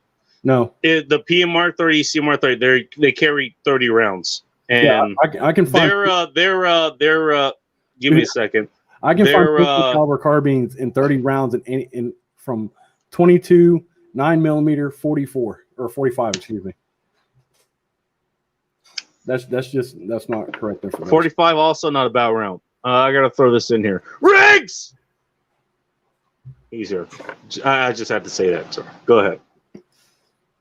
Yeah, you can get pistol caliber carbines cartridge, chambered in 44 or 45, 9mm, 22, whatever, for 30 rounds. So that's not an issue. The reason I brought up the Celtic is they started with 30 rounds. That's why I brought it up. You imagine having a fucking pistol that can shoot 30 rounds? I'm just saying. I'm asking for a friend here. I just don't like Celtic that much. They're hit and miss as far as their stuff goes, man. I don't like Celtic. I mean, they're better than a High Point, but I won't trust them. I know everybody gives Celtic shit. I get it. I get it, and you're not wrong. But for good reason, though. It's like some of their products are good, and then some of them are not good. I know which ones are bad. What was it? The new one that they have now, and there really isn't that much because they always do experimental shit. Mm-hmm. What they have? They had a pistol that shoots now. It shoots that armor piercing round, the 5.7, something like that. And it was like 50 rounds or some shit like that. I don't know. Some ridiculous fucking thing. They always do shit like that, and so I can understand, they would get shit for that, but the shit that they had, the shit that they've had out for like 5, 6, 7 fucking years, that they've actually had time to work on after introducing it to the market, and it got the initial backlash. So, okay, the magazines, they're polymer, and you can only load 25 rounds in them because if you loaded 30 rounds in there and you just left them in there that they might have cracked the case or something. They solved that issue. That's why I'm even bringing that up. Now the new shit that's out there, or like their 22 LR was it CP33 or something, quad load magazine. It's like, yeah, all right, that's kind of nifty, but I don't know if I want to rely on that for self defense. It's just fun to shoot. And I think that's one of the reasons they put it out there to begin with. I'm just saying. Yeah, I mean, that's what I'm saying though. It goes back. It's like, well, look, let me put it this way: go with the proven shit. Yeah, whatever it is, whether it's Keltec, whether it's Ruger, whether it's Sig Sauer, Glock, whatever. Go with the proven shit. But you're not wrong in saying, back to your point, and sorry I got into the weeds with that, but I just know the kind of stuff that I would want to use. If you have a carbine that can use a pistol, I like the idea of having carbine, having a kind of a rifle style thing that can use the same cartridge as your handgun. I like that idea. But the thing about Izzo is like those people that say that a shotgun is best for home defense. If you ask them what a pistol caliber carbine is, 99% of the time they've never heard of it in their life. They're like, "What's really? That? Yeah, they're fucking. I'm not the biggest gun person out there, not even, and I've known about it for years. So. Well, it's why we call it FUD lore, because they're fucking FUDs. And a FUD is just someone that uses a gun to go. Mainly, they're like Elmer Fudd, right? That's where it comes from. Mm-hmm. Because they're FUDs. because the only time they use a shotgun or the only time they use a gun is for hunting. They don't use it for anything else, not tactical, not anything else. Like our stunning and brave president these days, who may or may not be recalled. No, don't worry, that's not going to happen. So we're not even going to talk about that. So shit that's going on in Arizona, notwithstanding. It's just they don't know what the hell they're talking about. They're like 40 years behind or 30, 40 years behind the curve on firearm enhancements. Right. So that's why they're like, oh, shotgun's the best one. I'm like, okay. Because I can go. Yeah, have something that you could use as a rifle that uses a pistol round. It's not going to be the same as having, the chest cavitation that a rifle round would have. It's not going to do exactly the exact amount of damage, but you know what?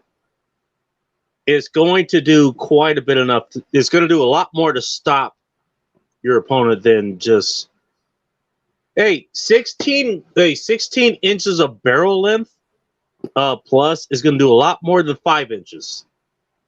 Just saying. I would rather use, because I have a Henry lever action chambered in 44 caliber, 44 special, 44 mag. It doesn't matter. I would rather carry that into a home defense situation than I would a fucking shotgun, because it carries like 10 rounds. Number one of 44 mag, and lever action is a little bit faster to shoot too, and I can run, especially if you know what you're doing. Yeah.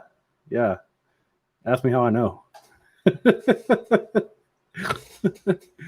Matt isn't wrong. That also isn't a bad option to have there. The Ruger 1022.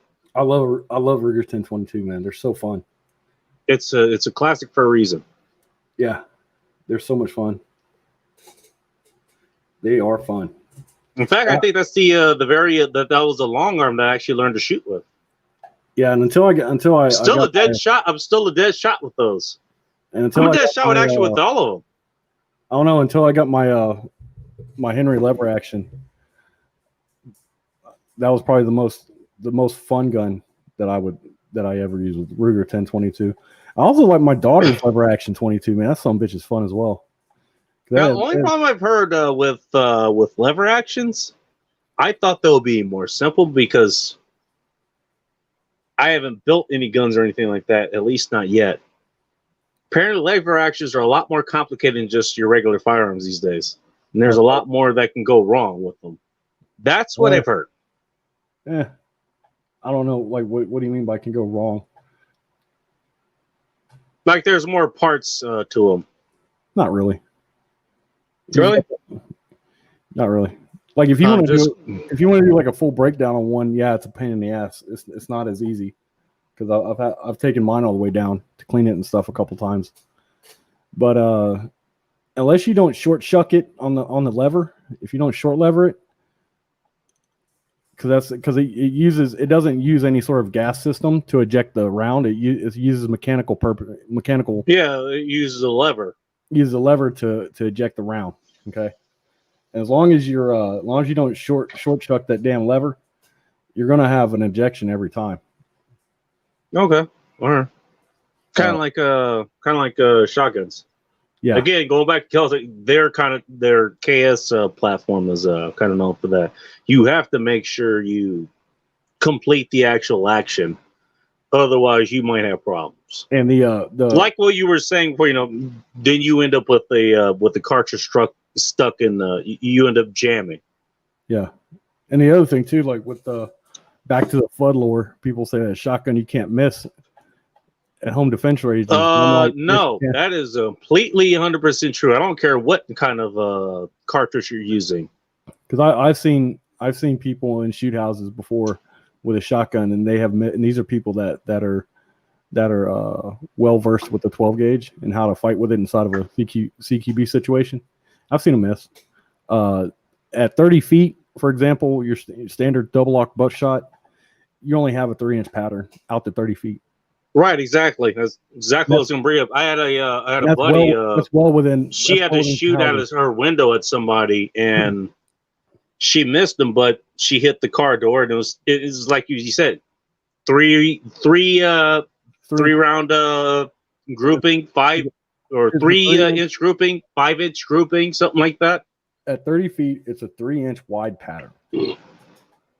No, so it's not a, you just point it in the direction of your enemy and just pull the trigger. No, it's not a blunderbuss, dude. You still got to aim the fucking thing. Yeah, and that's out of a smooth bore. That's out of a smooth bore rifle. That's not without chokes or anything.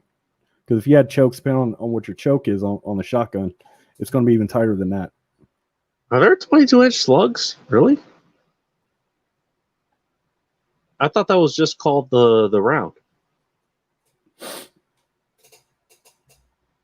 What? The comment I have highlighted. Oh, he's talking about like ball ammunition. He's talking okay. like not hollow points or any other kind of special round. No, he's talking about just the regular ball 22 slugs rounds. That's what he's talking. Well, even that's the point I made up before. You know, like everybody wants to get into the fucking ammunition wars, and then every time that happens, I just go to the agree and amplify thing like you've talked about. I was like, you know what? The standard minimum home defense that everyone should have is an M1 Abrams tank sitting in their front fucking yard, ready to shoot a 120 millimeter fucking cannon round at somebody. Well, that's what you should have. Well, I don't get in this. The main stuff whenever someone asks for a suggestion about personal defense or home defense, or 40 millimeter, anti-aircraft artillery round. You know, I want flak rounds defending my goddamn bullets. Well, that's what I want. It's like whenever someone asks for suggestions on home defense firearm, you have this. It's what you can shoot best. It's a longer conversation than what people think, because you gotta look at the person's like physical characteristics. And you gotta see what A, they can handle, B, what they'll continue to use, and what they will practice with. You know? No, that was the thing you dealt with the chick you took shooting the other night. Right. Yeah, a couple weeks ago. Yeah. All right, so she can handle 38 special. Maybe 9mm is a little bit too much for her. Of which I don't know how that has less recoil than the 9mm, but. Maybe I'm just new. Maybe I'm just. No, she didn't have 30. She had a 380. It was chamber in 380, which is a slightly smaller round than a 9mm. Her problem was that the 9mm she had tried was it was a Ruger 9mm, which it's the one that she told me. I've used it before. I've shot one before. It's a heavy gun, but her problem was not the round itself. It's just that she's very small. She's very petite. She's like 4'11", and like her whole hand can fit in the palm of my hand. So, well, that's going to be some problem because it's going to be a lot of recoil. And her main problem was that she does not have sufficient grip strength, which I told her also going to be a problem. She needs to start. I told her, so I'm like, every day you need to work on that. Like get a tennis ball or something, or a stress ball, and do grippers. Or a guy. I'm just saying. Just throw that in there. Well, there was a part 2 to that day, but we're gonna leave that out. All right, I had to throw that in there, man. I'm just saying. Yeah. She's got a natural option there. Yeah.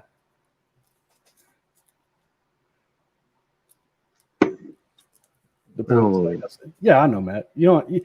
I don't get people on like, oh, you don't know shit because you don't know the right terminology. I don't give a fuck about that stuff, man. Like if you don't have the right terminology about, I forgive it, dude. It's not a big deal. I'm not so snooty to be like, oh, you called it a slug, it's a ball. I don't care, man. I knew what you're talking about. It's all good, man. That was my answer. You know, like, hey, if I don't want to carry an hour and like I just want to rock the shit that I want. Okay, I got a carbine on one sleeve. But what if you need the power? Then you go with the slug. And obviously, you don't have the follow up. You don't have the automatic part with that. But sound, any decent criminal knows the sound of a pump action shotty, and usually, no, that's not true either. No, because you don't know that person might have a gun. And the pump action is not. See, that's flood lore. Any decent criminal is going to have a gun. And the other thing too, whenever you cycle that, when you pump that shotgun, they're going to know where your location is too. That's true, yeah, because that does make noise, yeah. Yeah, I'm glad you brought that up because, yeah, but most people think that. And it's funny you bring it up because that's one of the things that's brought up, like you talk about shotguns and home defense, is like the sound alone is supposed to be enough to deter the enemy. No, it's not going to do that. And then, it might. Well, no, I'm not saying it might. It might. But it's the sound. Okay, you got the shot. You're racking the shotgun round to into the chamber, and then you could also throw in there, like pulling the hammer back on the revolver. My question is why, or something like that. Why do you have a home defense weapon that's not chambered already? Right. That's the whole point of it being ready for home defense. You're right about that. Because I use my AR for home defense. That some bitch is sitting on a hook right beside my bed, like right where I sleep, in half an arm's reach, and it is in condition 1, which means it is off safety, a round is chambered, and is ready to go. In other words, it's ready to actually be used to defend your place in case some raiders come by for whatever reason. Yeah, as soon as I pick it, it's not in the case. It's not in the safe where you have to put in a 25 digit safety code, and then you have to take the trigger lock and all that stuff that has its own 17-point safety code and all this other bullshit. No. If somebody's breaking into your house, are you saying that's not the case there? Nope. As soon as I touch that thing and pick it up, it's ready to go. Because all I got to do is just pull the trigger. Because in case I got a hip fire or something like that, because I know how long it takes for someone to get from my back door, to kick in my back door, to come through my front door, to get upstairs, and it's not that long as far as time goes. Please don't ever say that again. It gives a layout to your house, but okay, I get it. Well, that's standard with just about any house, though. If someone takes the door down and they go to get to your from your front or back door to your bedroom or to the back of a house, period, it's not that long. It's less than 10 seconds. That implies that I actually know the layout of your house too, by the way, but I understand what you mean. And if they know the layout to your house, then you're already in bigger trouble. And that's even the bigger case to have that shit ready to go. Yeah. And the thing is, the layout is really not that big a deal because there's only so many bedrooms in a house. You'll get one eventually, and it won't take that long. And if you've got multiple people coming in your house, it won't matter anyway because one's going to go one direction, one's going to go the other. So, the overarching point is that it's not going to take that long. The time you think you would normally have, cut that in half, and that's probably still more than what you in reality would probably actually have. That's a good policy to live by. Probably even less than that. Are there 40 round mags for AR puff? I'm pretty sure there are, but I've got a 50 round drum clip or drum magazine. Excuse me. I've got a 50 round drum from a Magpul. Nice. Mm-hmm.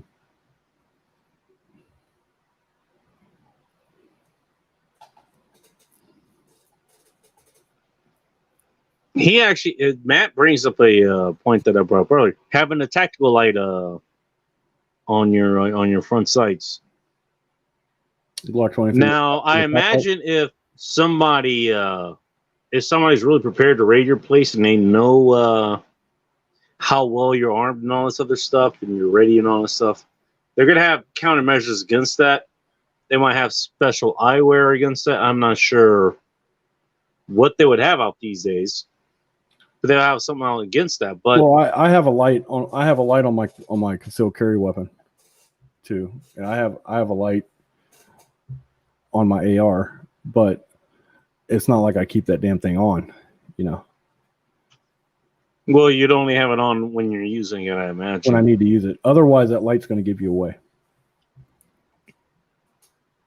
Yeah, and in that case, they already know where you are, so that's why you're using it. Not necessarily. Like you only use the light. You only flip your light whenever you need it. So, like if you're checking corners and stuff like that, you only turn that light on as you're coming around that corner to check that corner. Okay, and then you turn it off. Because then if you don't do that, if you keep that light on, that's going to give away your position to everybody else. And it's going to give away to other people that may be with you. Right, exactly.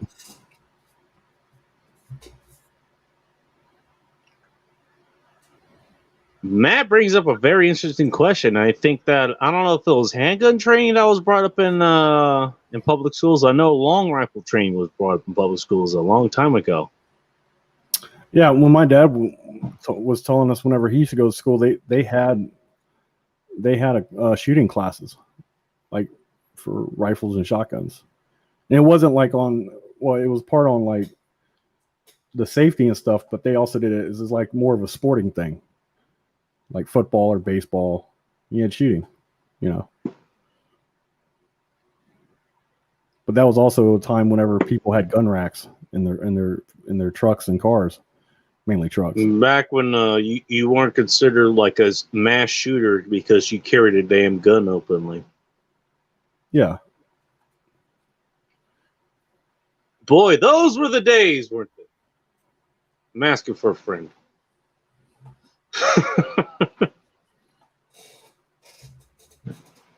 Matt shares the same sentiments. He's not wrong. You're not wrong. He's not wrong either. You can flick your yeah. That's a good setup to have. But the main thing with a light, having a light on any weapon is that it's mainly to be able to identify your target. Right. And what I was saying is, there's a lot of instances where people, where family members have shot other family members because you don't want that because it was dark and they couldn't identify their target and all they saw was a shape down the hallway or something, and that's what they shot at because they didn't think anyone they thought everyone else was at home or wherever else they should have been, and it wasn't the case, and they accidentally end up shooting a family member.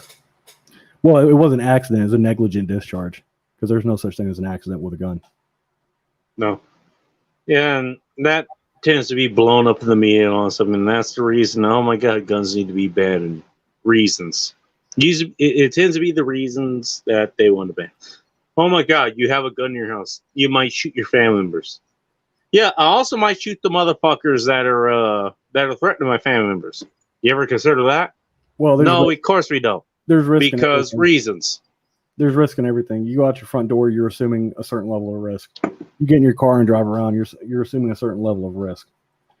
I go to my front door and I go and order something from McDonald's or Carl's Jr.'s or Hardee's, what you would call them over there, or maybe Whataburger or whatever. It's like I might choke at a French fry. Doesn't mean leaving my fucking front door should be illegal.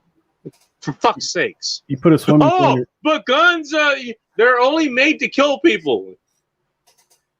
Yeah, they're meant to kill the people that are hell bent on killing me and my fucking family. That's not true either.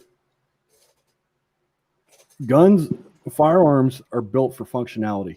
It's the end user who has the responsibility of determining its purpose. No, that's my point. Guns aren't built to kill people. Guns or firearms are built for functionality. The function is they shoot a projectile. Okay, you're right. That's all they do. That's their functionality. What it's aimed at is the issue. Now, what you do with that tool is up to the end user. Okay, it's kind of like a car. A car is built to function a certain way. It's built to function as a car would function. Now, what the end user does with that is it's their responsibility. Let me throw this at you because I've gotten this for years, and trust me, I know the counter arguments for it, but I'll throw it in anyway. But a car can, like I said before, a car is meant to transport you and your shit from point A to point B. Everything else is a luxury. But that's the thing. It could be used to, I don't know, say run over a bunch of people in Berlin if you have a U-Haul during Christmas. Sure. Yeah, ask me how I pull that random example out of my ass. But that U-Haul could have been used to move furniture. An AR can't. And therefore ban ARs. That's the example, though. It's functionality versus purpose. It's a tool just like a car is a tool just like a hammer or a nail or a gun. They're all tools. They're inanimate objects. Now that I think about it, I actually have a counter argument against that. Guess what? What? You can use a U-Haul. Let's say, like I did before, I needed to buy a couch that was a futon layover and needs to be replaced right now. But point remains, I couldn't transport it in my car, so I went and rented a U-Haul, and I used it to get the couch to my place, and then took it back, point A to point B. Do you think I'd be using a U-Haul to, like, I don't know, deal with what you have to deal with in Texas and Louisiana and Alabama and stuff? When you got wild hogs and deer and stuff approaching your property, they're a lot more fucking dangerous. Do you think I'm going to be using a U-Haul to go ahead and take care of those? I'm not going to be running over a bunch of fucking wild hogs in a goddamn U-Haul. You can, but I imagine that's going to cost a whole lot fucking more once U-Haul figures out what I'm doing, or even Enterprise. But I would say that's a shitty purpose for that vehicle, for that tool. My point exactly. It's like using a screwdriver to get a nail, to push a nail into a piece of wood, you know. Exactly. It's like, and so okay, I could use a U-Haul, or I could use the Enterprise rental to go run over the hogs that are, you know, a threat to my family or whatever. But an AR is a lot better. Yeah. A pistol or a carbine is a lot better. Even a shotgun is a lot better. Yeah, imagine that. So to your point, some tools are better at it depends on what you use it for. Yeah. Some tools are better at fulfilling a certain purpose than others. And now, yes, I can take that U-Haul and use it to run over a bunch of people. In fact, that might actually even be a more deadly option than using a rifle. Absolutely. Because you're using a much heavier vehicle to run over a bunch of people. Doesn't make it a better option than using a rifle. It all has its purpose. All of it does. I'm glad I thought of that. Hey, well, yeah, ARs, they're only used to kill people. No, they're not. You use it to deal with other fucking things. It's a tool. Exactly what you said. Yeah, a U-Haul is a tool the same way. You're not going to use an AR to carry your couch to your house. You're not going to use your U-Haul to take care of the fucking wild hogs and other, pest animals that that may or may not fucking kill you. Just saying. Because I use my AR. I have an AR that's streamered in 6.5 Grendel that I use for hog hunting and deer hunting. There you go. Are you going to use that to? I know you need a couch at your place at some point. You're going to use that to get your couch to your place or something. I'm just asking for a friend. You got a pretty nice couch already. There we go. Rifle and shotgun shooting. Okay. I'm not sure what the non-binary scouts do. No, oh god. Yeah, have they gone non-binary now? Are you fucking serious? Oh my god. That's what happens when you don't gatekeep properly. They wanted to integrate girls into the Boy Scouts because there was no such thing as the Girl Scouts, and apparently Girl Scouts weren't cool enough, so they had to go to the Boy Scouts, and now we see what happens. There you go. Yeah, the Boy Scouts the leaders of the Boy Scouts, BSA, Boy Scouts of America, they should just told them to fuck off. I mean, I don't know what's so hard about that. And by the way, now that I think about it, weren't the Boy Scouts, they were targeted so many fucking times because they had, like, the scout leaders or whatever, they were, like, quote unquote diddling the boys that are in there. Why would women want to be a part of an organization that does that? Last I heard, the Catholic Church had to deal with the same fucking thing. I don't see too many women trying to get into the Catholic Church. I'm just saying. The women, yeah, there's a lot of women trying to get into Catholic Church and stuff now. And I think they're. Oh, really? Yeah. Okay. Maybe I'm wrong about that. I don't know. And the problem with the Catholic Church was not the fact that their priests and stuff or whatever were diddling kids. It's the cover up. It was the fact that they were covering it up. If they had found out those priests were doing that, and from day one, it's been like, hey, we're fucking putting you in jail for that shit. then that would be the different story. And yet we never talk about the fucking literally the fucking female teachers that are fucking their teenage, let alone pre-teenage students literally in the classroom. Funny how that never gets brought up. Yeah, because girls can do no wrong. That never gets brought up, but you know, the Boy Scouts gets brought up.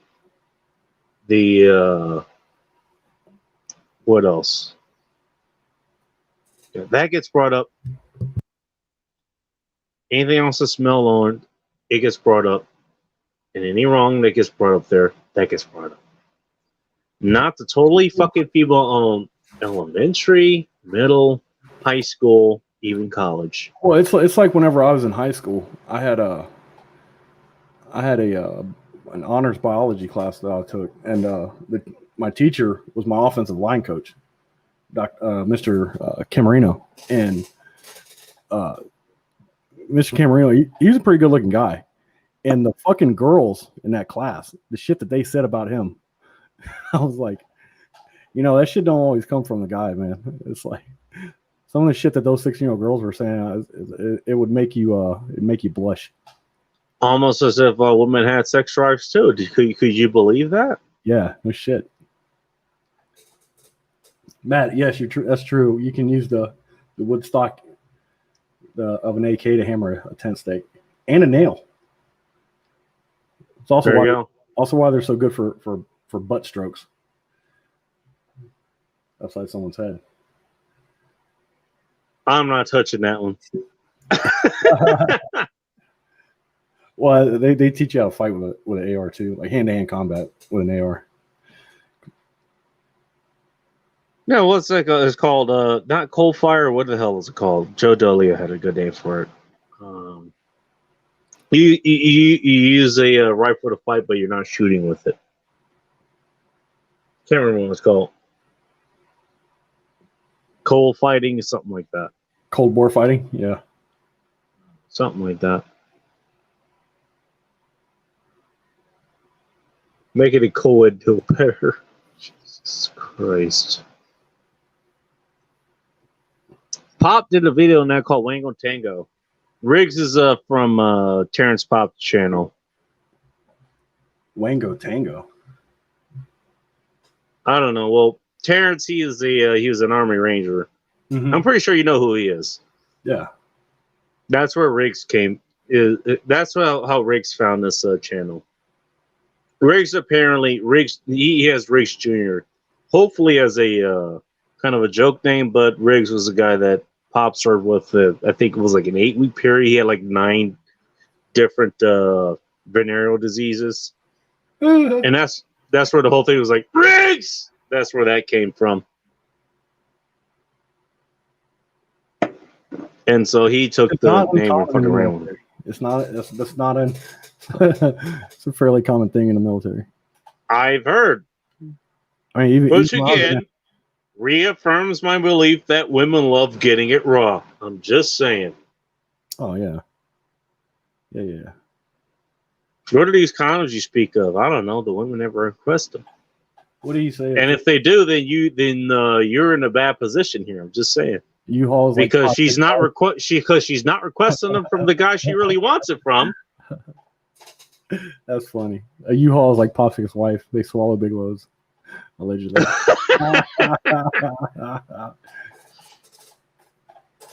Dude, you got to tune into that shit at some point, man. He does shows. What was it 8 p.m. Eastern Standard Time? Just like you guys at Let 'Em Burn. He does one on Thursday too, which you're not going to be able to tune because you're a co-host there. But Tuesdays he does the same thing. Usually be able to tune in for at least a little while. Yeah, he's on point again with his other comment was that example of women pushing themselves into male spaces, running them out. Yeah, I mean the thing about it is though, all they have to do is just say no. Just tell them no. That's the problem. You don't want most important word in the English language. Just saying. If they don't like it, tell them to fuck off. I mean, as far as the armed forces go, that's a foregone conclusion. This is something I actually heard a couple weeks ago. Terrence, he went through the ranger training and all that stuff. He was a ranger for a while. Did you know they actually? Years, huh? He's been a ranger for like 20 years. And before that, he was an airborne. So yeah, and I know what that means because I actually worked with a guy up here. He was the UPS driver that I worked for the first job I had up here. But we actually had a ranger in our class. Real big dude too. Mm-hmm. He actually trained other rangers. So I kind of have an idea of what they go through. From what he said, apparently they actually stopped the hand-to-hand, like we were talking about earlier, the hand-to-hand training combat. They actually stopped that for the Army Rangers. It's like the eye gouges shit. You know, the shit that you actually use in combat because you actually need to use it for combat. They actually fucking stopped that for the Army Rangers. That's stupid. I couldn't believe it when I heard it.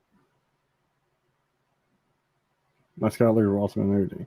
Yeah. It's like, I could see that maybe for the Army people, you know, just a regular, just Army grunts or whatever. Maybe I can kind of see it for that because everything's cool. Well, just because everything's kind of going woke, as you know. I don't care.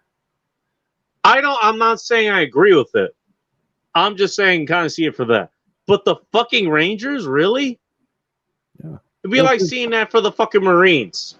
This is what happens whenever you have women start interjecting themselves into the military, dude. Like, all the standards go down.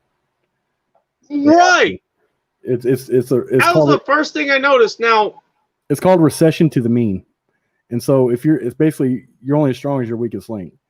And if your weakest link is a 120-pound girl, then that's your weakest link.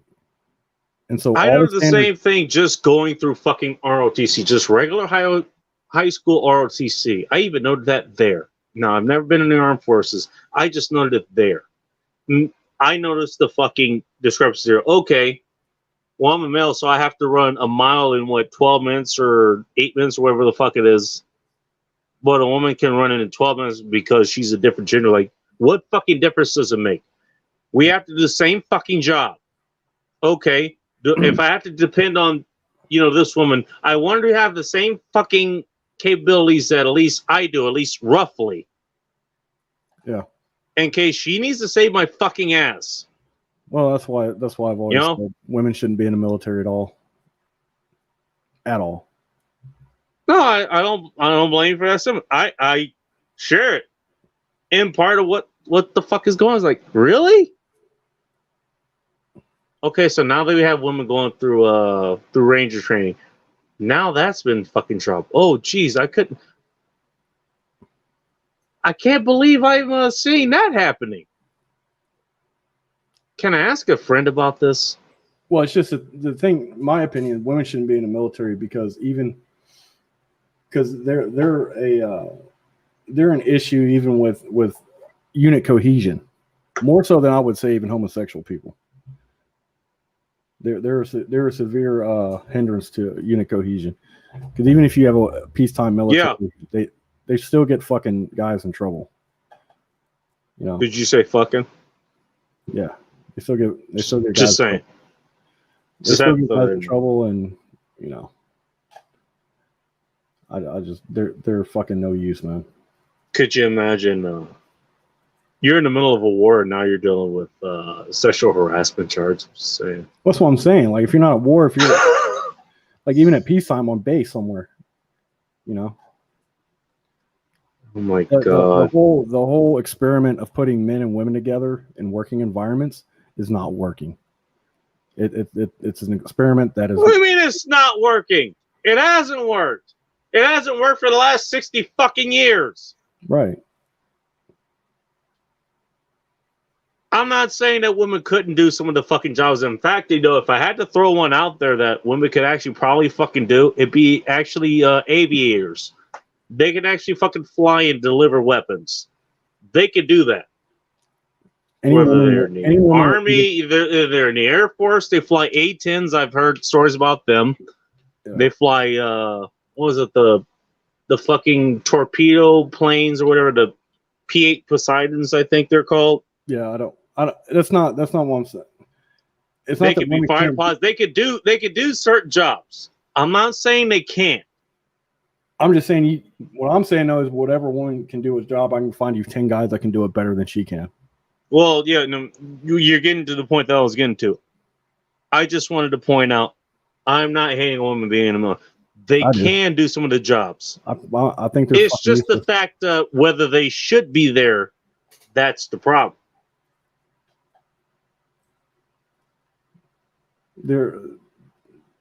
It's just the thing is, they can do the job. It's just they can't do the jobs as good. And even if they could, they're still a liability to the unit. They always will be. Either starting. Hey, if a chick is covering my ass with an A-10, I'm fine with that. I don't care who it is. But it's whatever else goes into that, you know. Yeah, like I think that's really the issue. That's what I say. And that whole thing, you know, like, okay, they removed the fucking physical fighting thing from the what do you call it, the Ranger program. Like, you would think that's kind of an integral part of that.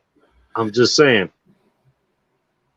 you might want to know how to fucking fight if you're a goddamn Ranger. What Riggs is saying, and so to remove that, even the hardcore lib women still prefer manly men and to be treated like a sex object at the end of the day. I got a little story for you on that one.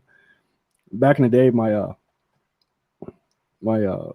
ex-wife, her dad, which we're still in good contact with, he had this girlfriend. Oh, that doesn't happen too often, but okay. Yeah, well, he's a Marine too, so we get along pretty good. And okay, gotcha. Yeah. And yeah, he had this girlfriend who he went on to marry, which he shouldn't. Yikes! I was down there visiting with my daughter and stuff, and we were gonna go shoot at the range, so I brought some of my guns down, and his girlfriend at the time was giving me shit, and I was giving it right back to her. And I was saying like some really misogynistic type shit.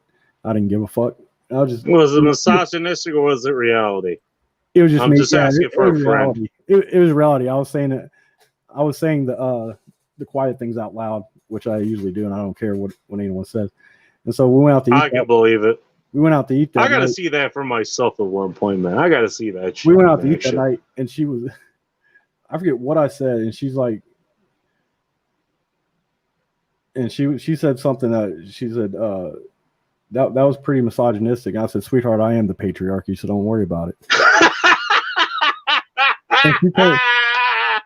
She turned to my ex-wife and she's like, I like this guy. Man. She's like, I like this guy. Isn't it funny how that works? Yeah. Isn't it funny how, like, you know what? You give them no fucking quarter. They try to tell you you're doing something wrong and you just fucking agree and amplify, or you double down on something. Yeah, that's what you're doing. Is like, isn't it funny how that works? And it's funny how, like, you don't even have to fucking try. It's just like, it's just what comes natural. Oh, you're misogynistic. And the problem is, like, yeah, I am the patriarchy, so get over it. Exactly. And plus, I mean, my mom comes from a long line of Irish and even Catholic if women. even if she fucking balks at that, even if she fucking cleaves, is like, all right, that's fine. Next woman's what? It's like a bus, 15 minutes away. But bye. The other thing is too is like my mom comes from a long line of Irish Catholic women, so you're gonna have to get up. You have to like really up your game to try to guilt trip me in anything, because it just won't happen. It just won't. Jeez, happen. I'm focused that shit. Oh my god, have you seen what the shit that I've had to fucking go through? It's like, good luck guilt trip me in anything, because I've already gone through all of it. Maybe not some of the flavors that you gone through, Bull Rush, but trust me, I've gone through at least my own variants of it. I'm just saying. But it's good that people need to fucking learn that shit. People need to learn that. Hey, how to get the girls? Stop taking their fucking shit. How's that for a start? It's called a shit test for a fucking reason. Yeah, I'm reading here. I'm reading what Matt's saying. Family too much. Me Too. The thing about the Me Too issues is that there's actually not that many though. Like unless you're a wealthy guy or like you have status, like high status, girls aren't gonna fuck with you that much. They're not. It's not as big an issue as it was made out to be, and I understand why Aaron Clary talked about it. I understand why he advertised. What was it? The guy who he did the book on. What the fuck was that senator's name or representative's name or whatever? The former vice president, where he only went out. Yeah, the Pence principle. Yeah, I understand why he did it. But see, he's got status though. You know, that's why he has to do that. Exactly. And here's my point. Well, for one, Bull Rush, you're a badass in the military. You're a badass in real life. So am I. None of that matters because women can't capitalize off of that. No, I don't have number one. I'm not wealthy and I don't have like any status or anything. Exactly. I'm just a regular guy, dude. Exactly. And number two. To his second well, I'll go and let you finish that one. Oh, number two. Both of us pretty fucking dangerous in our own ways. And the women that we find, they're going to find out in one way or another, we're pretty fucking dangerous. That's why I put a lot of things in my data profile that I do. Hey, do you want to piss off the guy who's retired from a lot of the shit that he used to do that he can't talk about? Okay, you go right the fuck ahead. And then you're military police. You went to the Marines. Go ahead and pick on that guy. You go right the fuck ahead and see how fast you end up on a milk carton. Well, it's not that. And number three. It's not the question of like being able to harm somebody. It's just that I have the discipline that if a girl is starting to do that, I know to just walk away. Well, no, that's implied. That's implied. No, and you're not wrong to point that out. You're right. You're 100% right about that. I'm just talking about, just kind of surface what some woman who even would think about doing that, what they would see, what their targets would. Us versus somebody else, like me versus Kavanaugh, you versus Pence, something like that. Okay. And three, how well do you think they were satisfying these women? Whether it was Kavanaugh, whether it was Mike Pence bulletproofing himself against that, whether it was Trump grabbing him by the pussy, and all the other targets there.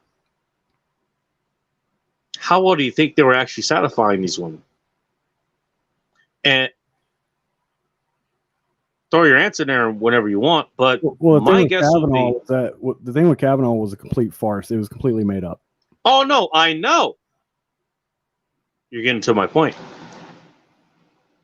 How well do you think he satisfied that woman then? 36 years ago, probably 37 now by now. How well do you think that encounter went between her and him? If I had to guess, there was not all that well. That's the thing, though. The thing if it even happened, it didn't even happen. Like they never even had contact. It was a complete farce. That's what I'm saying is a lie. Okay. He never met that woman, and they'd never been together at all whatsoever. Probably right. But here's my point. Here's my point. A woman that you actually fucking satisfy is not going to do that. Not even close. The woman that he was. If you give a woman a good enough time. I'll tell you what. The woman who he was satisfying was sitting there inside the audience there with his kids, fucking crying as she was listening to this shit. And back up 1 second. What Matt was saying about the white knighting. Yeah. The male white knighting for a female in the heat of if y'all think women are bad, it's the white knights that you should have a problem with. Because they're going to be a reinforcement when the woman drops the hammer. That's what's going to happen. because that's their only power. That's the only power that they have is through their little white knights and shit. Right. And the white knights are the biggest. They're the biggest problem than even feminism. And trust me, I've dealt with combat with those fuckers a lot too. My point being, if you deal with them and you actually you give her the best time that she's ever had in her life, there's no way she's gonna meet to you. Not one. Yeah, just like what Ray if you alpha widow the chick, she's not gonna meet to you. And I'm still not even sure if I'm using that term correctly. I might be using it incorrectly. I'll find it tomorrow when Roll Tomasi does his premiere of that. I actually do want to listen to that at some point. But point being, if she enjoys her time with you, she's not going to meet to you. Well, it's just like these politicians and all the other people who got me to. The women didn't enjoy their time. They did it out of some opportunity. Yeah. Chiefly. They weren't getting their world wrecked in bed. They weren't probably weren't even getting paid, to go to Dan's Broiler to get $300 dinners or whatever the fuck it was. They were getting paid for their time.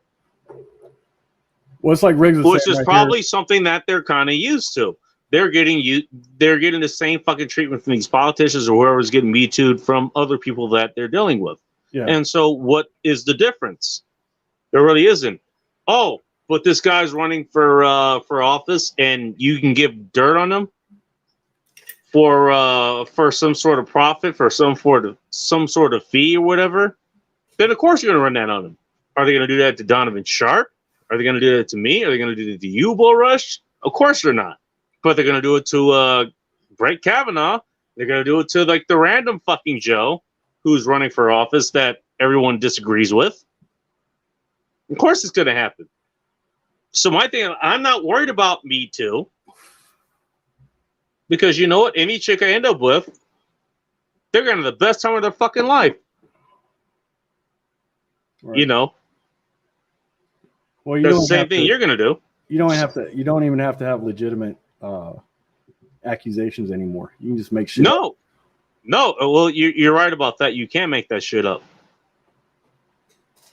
But again, it goes back to motivation. What's the motivation to do that? Hell, even the one chick I can think about right now is the Wiccan Dog Walker. Probably had the worst experience with her. But Riggs is right here.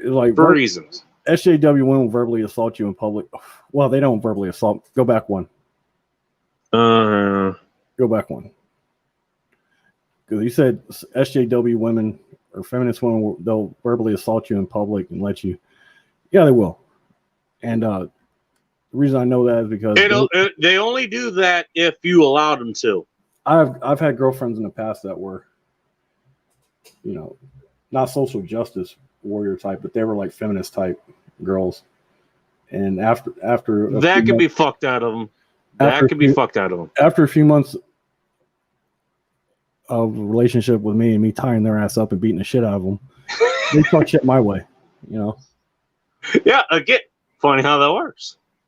No, but what Ray's is saying. You're right, but it's what you allow. Even Hot Russian X, even when she was her maddest, she would never do that shit. She would do it in private. She would never do that shit in public. Mm-mm. And I wouldn't let it fly in public. Even back then, I wouldn't let it fly in public. No, you don't let that fucking shit happen. If you're letting that shit happen, you're prime target for Me Too. Because the whole thing of Me Too is a public fucking thing. If she's willing to do that, if she's willing to berate you in front of other people, whether you know them or not, it's a fucking likely thing that she's going to be willing to do that. She's willing to get the court involved. She's willing to get the what do you call it? The court of public opinion involved. She's willing to get the Me Too crowd involved. Well, it's not just that. It's just that a girl that you're in a relationship with, and she's verbally assault, or she's making fun of you or something in public, or disagreeing with you out in public, that's an automatic drop for me. Like, yeah, exactly. That's on a level of disrespect that I have zero tolerance for. Yeah, that you're 100% right of. And that's the problem. That's the problem with guys nowadays, that they don't see. Like, when I was growing up, my grandparents and my parents, I never saw the women outright even disagree with my grandpa or my dad. It just never happened. Now, maybe they did it in private. I don't know. I have no idea. But I never saw it. And they didn't tolerate it either. Because they would have told them shut the fuck up. That a cohesive unit when they were in front of you. Yeah. Definitely. Yeah, but that's good. Your parents wouldn't have been the one to meet to each other. What Riggs was saying, and what I'm saying here too, somebody who's going to argue with like that, they're going to be the ones that kind of give them the best time they can. Maybe, we want to do and you don't tolerate that shit if it ever fucking happens. You know what? Just like you said, hey, if you're going to argue with him, okay, I might, and I'm the nice guy here. Okay, I'm mainly the nice guy. All right, you want to start some argument? I'll at least try to pull you aside. Okay, we're going to talk over here.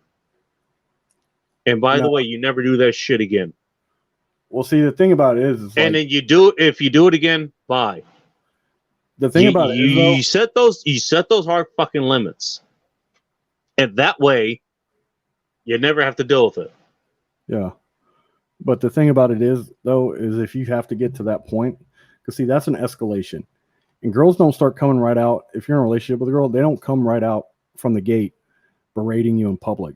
The only reason they berate you in public is because you've missed several shit tests that they've given you. 100%. 100%. The reason I know is because I've seen this in friends and stuff who are married and stuff like that, whose wives say that shit, berate them in public.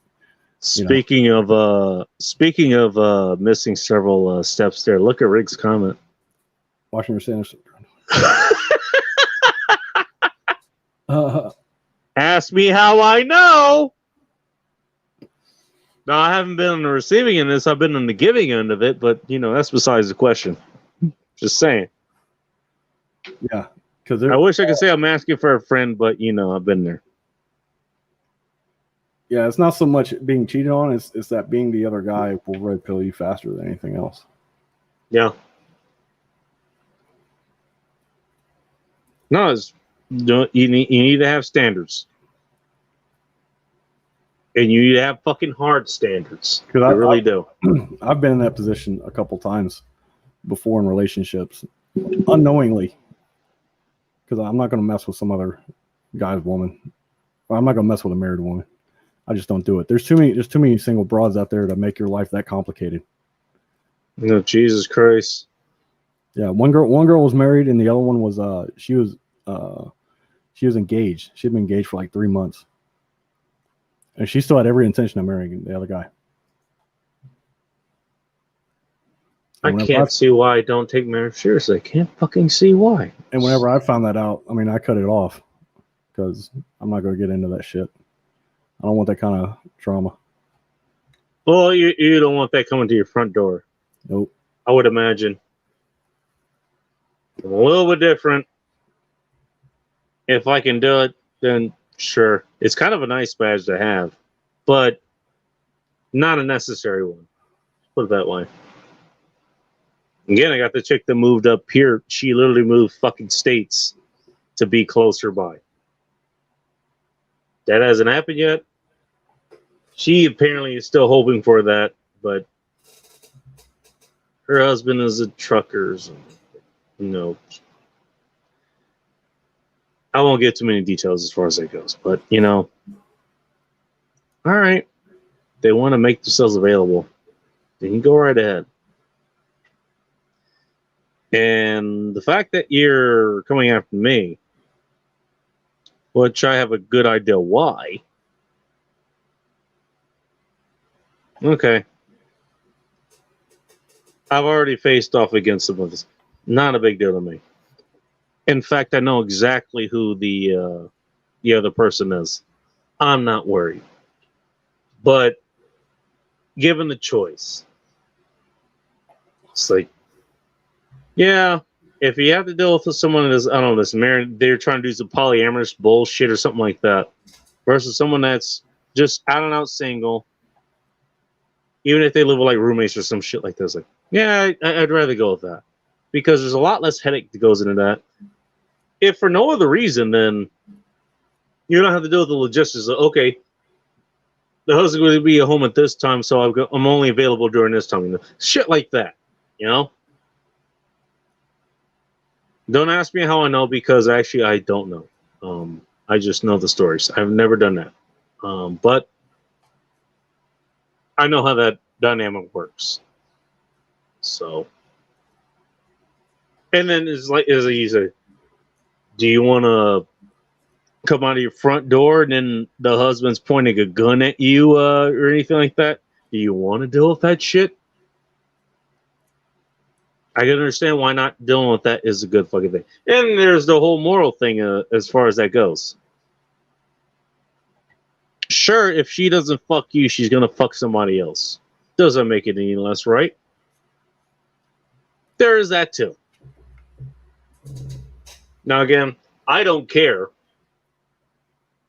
Hey, I'll go ahead and take it if I can get it, relatively consequence free. Doesn't make it any less morally right or wrong. It's just the consequences that you might have to deal with. But then that goes back into your cost benefit analysis. So there you go. Let me get to the rest of the comments and I'm getting the hell out of here because I'm hungry.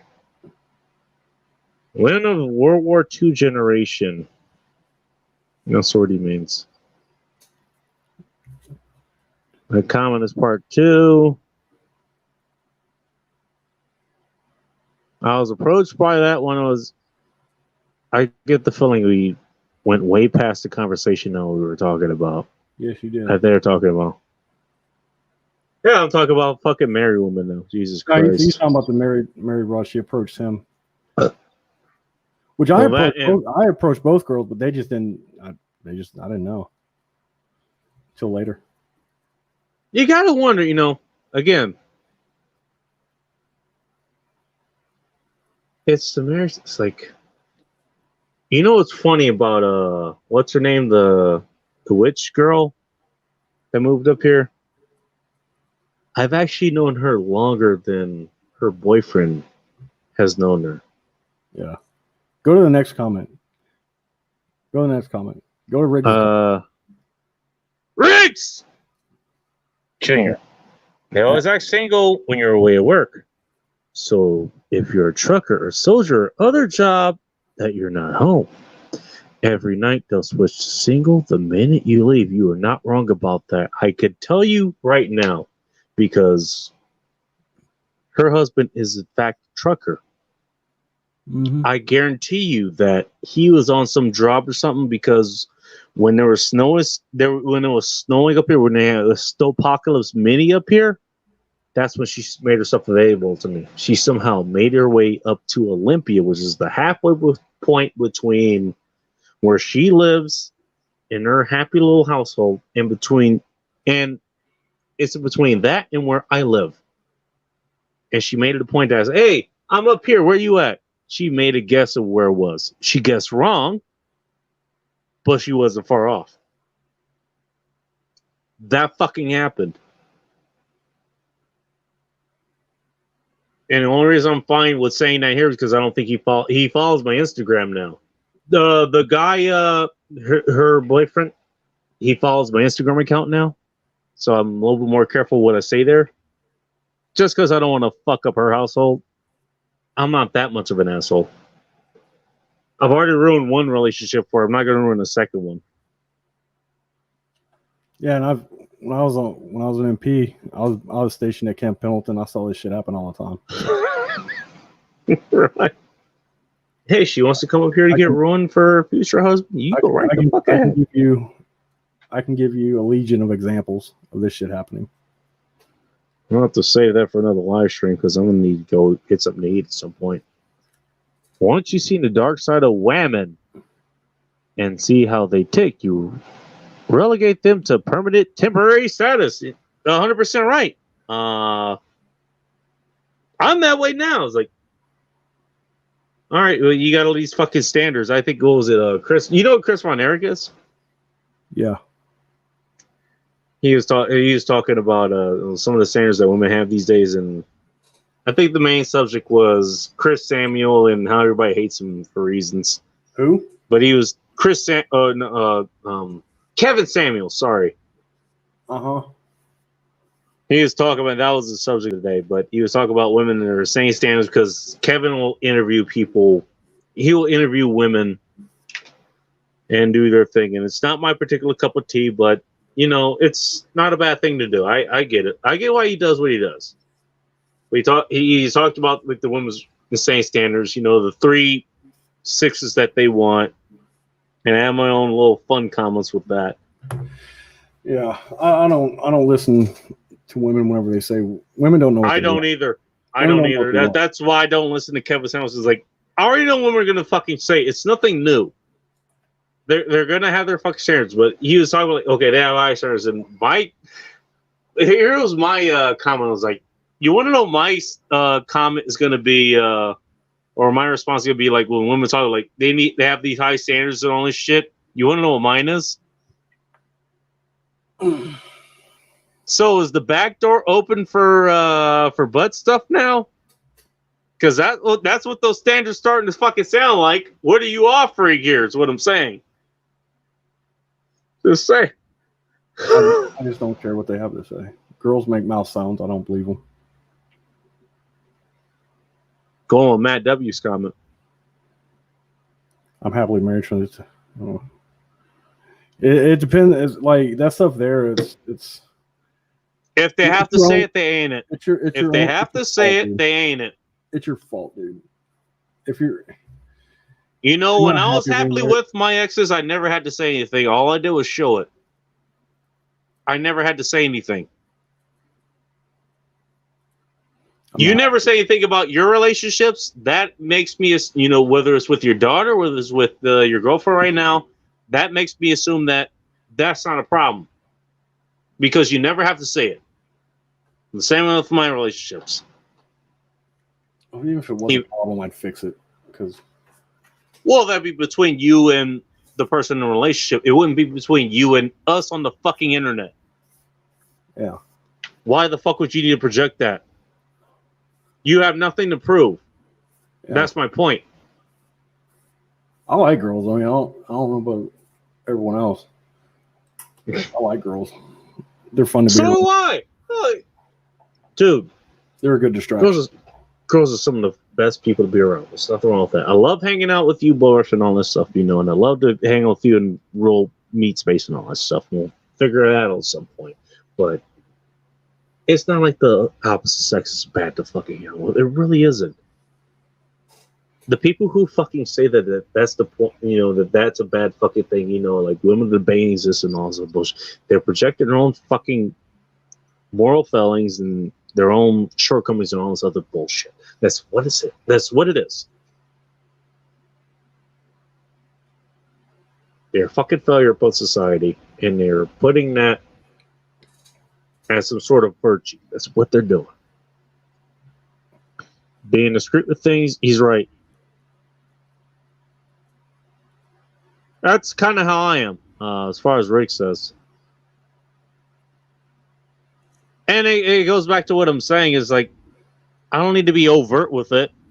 There was the PDA, public displays of affection. I would do it every once in a while, mainly because it made my ex feel good, and just because I wanted to, because I knew it made her feel good. It never extended beyond that. I had nothing to prove. I only did it because it made her feel good. That's the only reason I did it. I didn't care if anybody looked or not.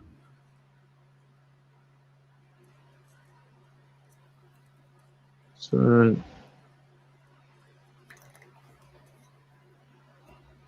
that's true. I'm not sure. dark side can come within the first sentence on the date. I'm not sure what he means. Am I missing something?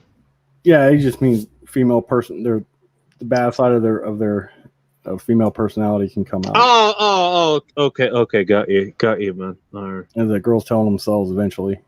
Yeah, 100%. And look, again, I mean, guys that don't I said that I'm not a fan of it's like I was fit or. Like I was telling you a while back, like all threats are honored, and when someone tells you what they are, you believe them. Yeah.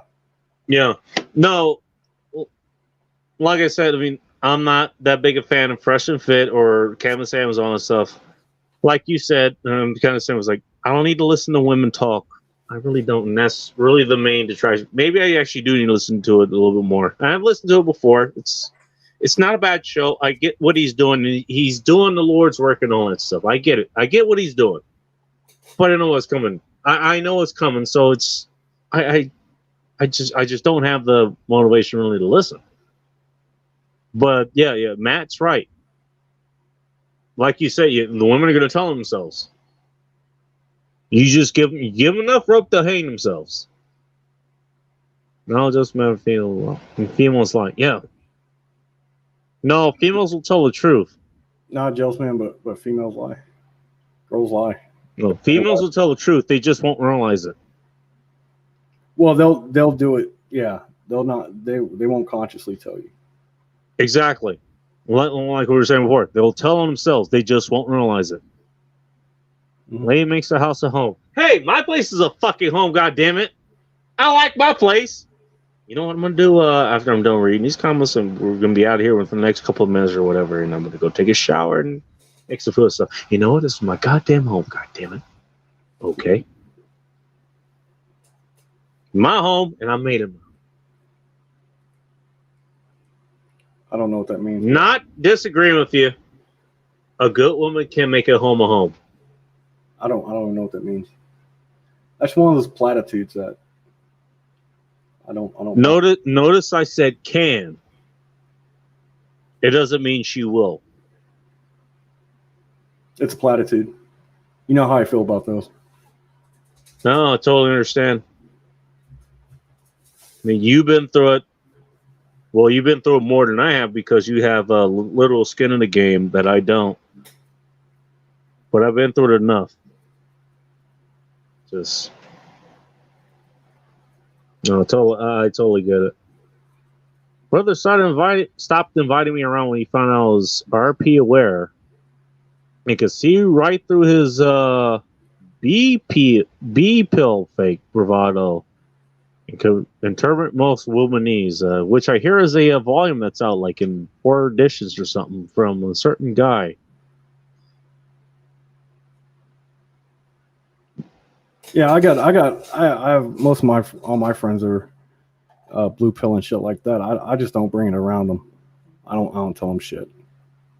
You know, that's probably the best way to do it. Is, look, you don't need to bring up, the velvet lozenge. You don't need to bring up female nature. You don't need to bring up woke politics or base politics or whatever the hell it is. You really don't. Look, if the person is a good person, just enjoy them for who they are. You don't need to change their minds. Whenever they're ready to change their minds, they'll ask you. You know? Until then, or unless something else comes to a head where they make it a point that they want to change, they want to bring it to a head, and it becomes not life or death, but it's either friendship or no friendship. You either join me or against me. It's like a Sith thing or whatever. There's no reason to bring it up. Just enjoy the people for who they are. And last I checked, that's what friendships are. That's what family is. All that stuff. Hell, even the people that I work with, I was supposed to talk about today. It was like, I got people that I'm friendly with that I kind of work with, they work at the cheese factory and like other vendors and other stuff. Like, and they're talking about the things that's going on the ground. And hey, the mask mandate thing might end, if you've gotten the jab. And they're asking me, like that question that you probably wouldn't ask anybody about any other fucking disease ever. Have you gotten a vaccine? I kind of dodged that question. They were fine with it. It's the fact that you asked the question in the first place. I think But that's I think what Matt says here, it's a good perspective to have. He just would I have highlighted or what? Yeah, where he says he just enjoys each girl in the moment. That's what you're really supposed to do with them. Well, that's all you can do with the girl. That really is all and that's the sentiment that I had with Hot Russian X, and by the way, also with Bowl of Chaos. Look, I don't know what's going to happen later. For all I know, you're going to hate me within the next 90 seconds. I don't know. Let's enjoy the fucking time we have right now, because that could change within seconds. That could change within a day. You love a woman, or if you're a girl, you love a guy by a day. Sorry, we're not going to get to the other fucking flavors of gender. I don't care. But you love somebody by the day. You treat it on a day-by-day basis. I don't love them. I just treat them like a dirty slut. That too. But the point is the same. It's a day-by-day basis. Do you want to be with me? Okay, you want to be with me. Do I want to be with you? I want to be with you. Okay. Now we have an agreement. And it's a day-by-day thing. It's like anything else. It's like any other endeavor. Like, you know what? Life needs to be earned, and the rent is due every fucking day. Whether that's your job, whether that's your side hustle, whether that's your home projects, and whether that's your relationships. The rent is due every single fucking day. And most people treat that as like, okay, it's a foregone conclusion that she's going to be there. You can't see it like that. Even I never did that, and I made a lot of mistakes, some of which you corrected me on.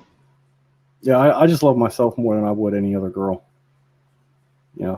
That's my thing. It's like, which you should. That's the problem most guys have. They don't care about themselves more than other people. That's where they fall into. That's where they get problems. You're not wrong about that. I love myself, but I treat girls like a cum dumpster. And she probably appreciates that. But my point being, she keeps coming back, so I guess so. It's every day. It's every fucking day. Even when I told her coming back with a U. Just saying. I mean, she keeps coming back, even whenever I tell her to fuck off. Figure that I never would have gone for someone like him. I'm tired of the cocker, so I want. Yeah. No, I've had my fun. As Tom Likas would say, I've had my fun. Now I'm ready to get serious. Yeah. Translations. She's not going to give you the same sex that she gave me. Hey, did it just get dark in here?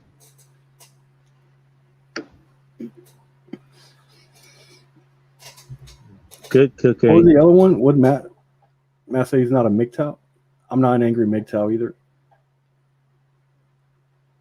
I believe that. Oh, I believe him. No, he's right. Good cooking. What? I don't think it is. Oh, a wife makes a house a home through good cooking? Yeah. It certainly helps. Even Hot Russian X, she was a good cook. Actually, Bowl of Chaos was not a bad cook either, but I did most of the cooking between the two of us. I consider between the three of us, actually. I mean, that's an example of adding value.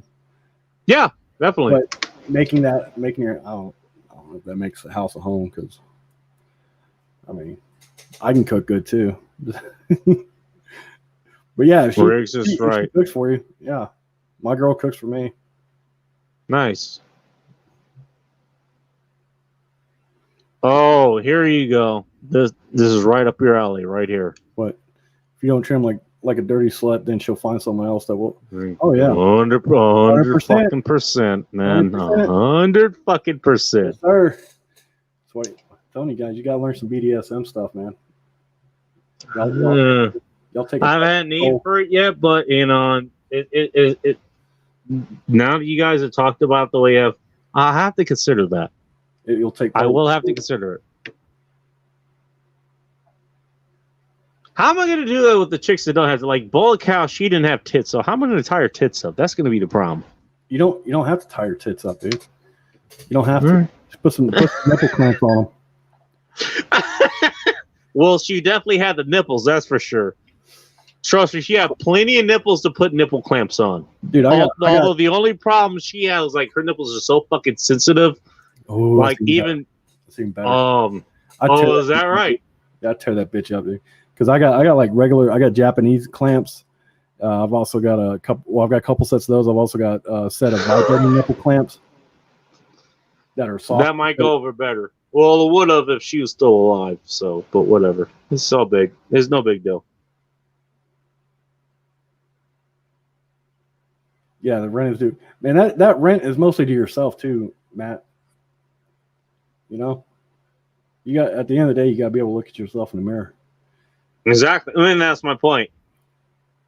Do what you do that makes you know. And you don't have to be proving yourself. You don't have to be improving yourself every fucking day, dude. You know. No, there's some days that you're gonna backslide. Trust me, I've had plenty of days I backslide. You know, I've actually have a little bit more extra body fat on me. Well, it's just that shit about which is fine. There's some if people you're going to a without rule law, you actually want to have more body fat on you, which I'm fine with. I'm still fully confident, but I'm not. Guys say, sorry, go ahead. They're like, if you're not improving every day, you're backsliding. You're getting worse. Oh, that shit. Okay. Oh, fuck. It's fucking horseshit, dude. I hate people who are like that. And you're never going to improve every fucking day. You're always going to have a day you're going to backslide. You're always going to have a week you're going to backslide. You might even have a month that you backslide. But you're not backsliding, though. You know? I mean, you're really not. Look, shit happens. Shit happens. Okay? It's what you do about it that matters. And we talked about this on Let 'Em Burn, too, like the myth of the high-value male. Look, you don't have to be a high value. You don't have to have the 3 6s and bullshit like that.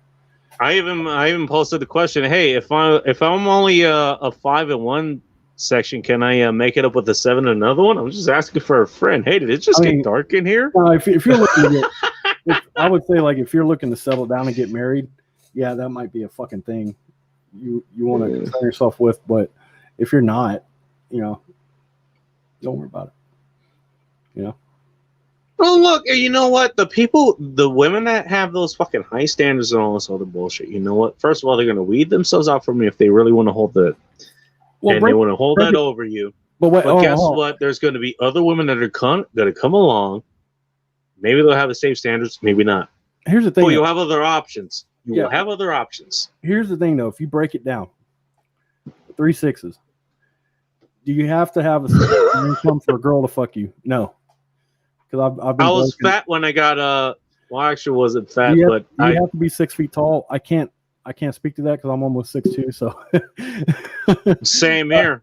I mean that's one thing I can't say because I actually am 6'2", so I don't know. I've had friends that are, but I know people who aren't. We both know who Rob says is. He's 5'4" and he gets laid. Guys get laid plenty of times. The 6-pack abs, girls don't give a fuck about that. That's for other guys. You have to have your shirt off for that to matter. Yeah. Really? You know? But that's just mainly for other guys. Yeah, I agree. And the 600, so is a 600 horsepower car. That's for other guys too. So. How about a 60 horsepower bike? That probably will get more chicks than the goddamn 600 horsepower car. I'm just saying. Bro, I got my bike out there. There you go. Tell me how I know. There you fucking go. I've seen more people get laid off of having a fucking motorcycle than having a nice fucking car. Not that many people around here have nice cars. I'm just saying.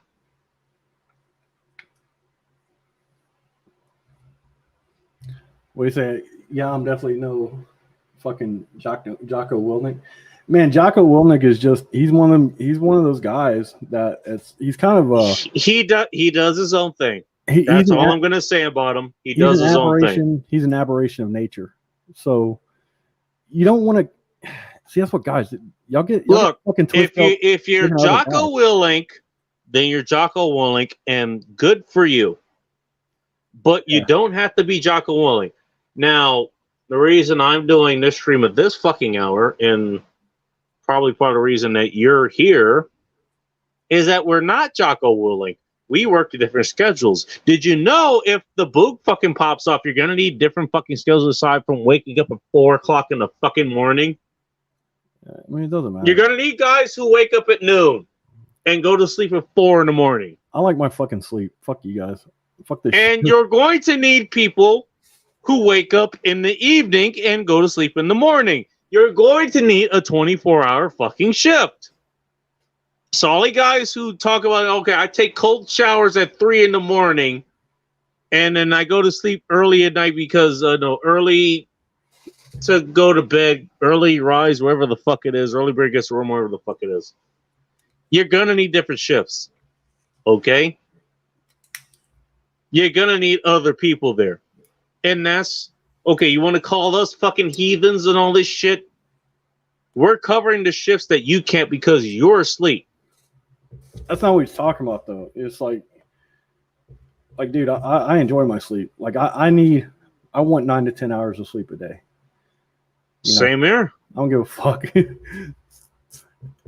I at least try to get 8 hours. That's one of my weaknesses. Like, I got a lot of strengths. One of my weaknesses, I need to get sleep. Yeah. Now, if I'm on the road for whatever reason, I can get 1 to 2 hours of sleep for like a week. But if I'm at home, it's like, nah, 8 hours of sleep, 9 hours of sleep, something like that. I've had my girlfriend call and like she'll be wanting to come over. I say, no, I'm tired. I'm going to sleep. By the way, talk about an alpha male position right there. Because I value my sleep. Hey, you want to fuck me? Nah, I need to get some sleep, man. Yeah. What's wrong with that? I'll fuck you later. And I did. Shit, fuck her. Exactly. My sleep is important, dude. Well, it is. It really is. It's one of the most underlooked things out there. Aside from not getting your fucking water, or aside from getting your water in. Hey, drink your fucking water. Stop eating seed oils. Maybe cut down on the added sugar and just flour and shit. And get your fucking sleep. There you go. Just delete the sugar. Delete any and all sugar. And get the carbs really low. You don't need to delete all sugar. You don't even need to do that. Have sugar every once in a while. Yeah, I have some Twizzlers every once in a while. But, have your Twizzlers every once in a while. Have your cheesecake every once in a while. Don't make it part of the regular diet. And lift weights. But lift your fucking weights. Lift heavy shit. Put it down. And do that a couple times a week, 2 or 3 times a week. And fucking sleep. God damn it. I mean, sleep is the biggest thing. Sleep is the most important thing. Doctors are starting to figure that out now. That sleep They're just now. I figured this shit out 15 fucking years ago. Doctors are now just trying to figure this shit out, and they went into how many figures of debt to figure this shit out? Are you fucking serious? Matt's like, I'm at 15% body fat, 6 foot. Not too. See, Matt, the thing is, like, not too ugly thing. Like 50% body fat is pretty good, actually. Yeah, that's really good. The not too ugly part, unless you have like a definitely over 6 inches. Sorry. Thanks for letting us know because we were looking for that. But okay, I get why you put it there. If you're not too ugly, the thing is like the not too ugly thing is like unless you got like a fucking hunchback or something, or you're missing half your teeth, which that can be fixed too. You're probably an average looking dude. So. Well, and by the way, why would the women know how much you're making anyways, unless you tell them, or unless you leave some comment about that, like unless you're pulling a Tom Likas or something, like you're letting them smell the bread. But you're not letting them taste it. And the thing about the over 6 inch, and even that, girls are bad at spatial reasoning. The girls are bad at judging length and stuff like that. So, and the thing is, like girls, whatever guy they're with at the time has the biggest dick. So, unless they're being alpha will, that's me how I know. Over 6 inches part, that's for other dudes. No, again, to Boris's point. The biggest sex organ in history is the female mind. It's in between her ears. Yep. I mean, having a nice package there, ask me how I know is a good thing. It definitely helps, but it's what you do with it that matters. The thing is that. And by the way, I didn't have the biggest package throughout my whole banging career. Just so you know, and I still did pretty well for myself. The thing about it is, that's how I know. The best skill that you can have is to build sexual tension with a girl. Exactly. If you can build sexual tension with a girl, That's why I like the blindfold things. If y'all can see my little avatar right there, that's a Wartenberg wheel. And that shit I was right wondering there, what that was. it's a Wartenberg wheel. Yeah, I've got a few of them. And basically, it's just a roller with a really sharp, spiky points on it. And Dude, send me a picture of that on in my email or my text or whatever. I can send you pictures of mine if you want All right. them. But yeah, you get those. Shit. Oh shit! I think you got. Oh well, no, actually, no. You have my actual number. You don't have my what do you call it? What the fuck? I have my show number. I have my show number, which I haven't been able to renew for a minute. I just don't have that. The 206 number. Send it there. Okay. But yeah. Thanks, man. Yeah, there's stuff you can do. There's somewhat, but just to learn that skill to build sexual tension with a girl. And I've done that. And it's like once you build that sexual tension up to a point that they can't fucking take it anymore, they don't care. Oh, dick is like, the why doesn't matter anymore. It's just they need to get it. I've gotten a girl off by building the sexual tension to the point that I touched her. I started hitting her clit with a feather, and she fucking just orgasmed all over the place. Or you get them to the point where they're not even touching themselves. You're on the phone with them. You're just talking to them, and they just start getting themselves off. Oh yeah, they're not even touching. Well, at least allegedly, they're not even touching themselves. Why do you think those girls, they just get off? Why do you think they will get themselves off? Reading those Harlequin novels and shit. Right. Exactly. Why do you think those are a big thing? Why do you think 50 Shades of Grey is a big fucking thing? Why do you think a lot of those goddamn novels are a big thing? No?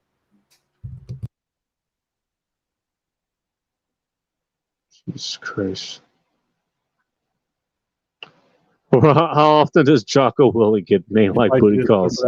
Yeah, not me. That's a good point. That's a damn good point. Right?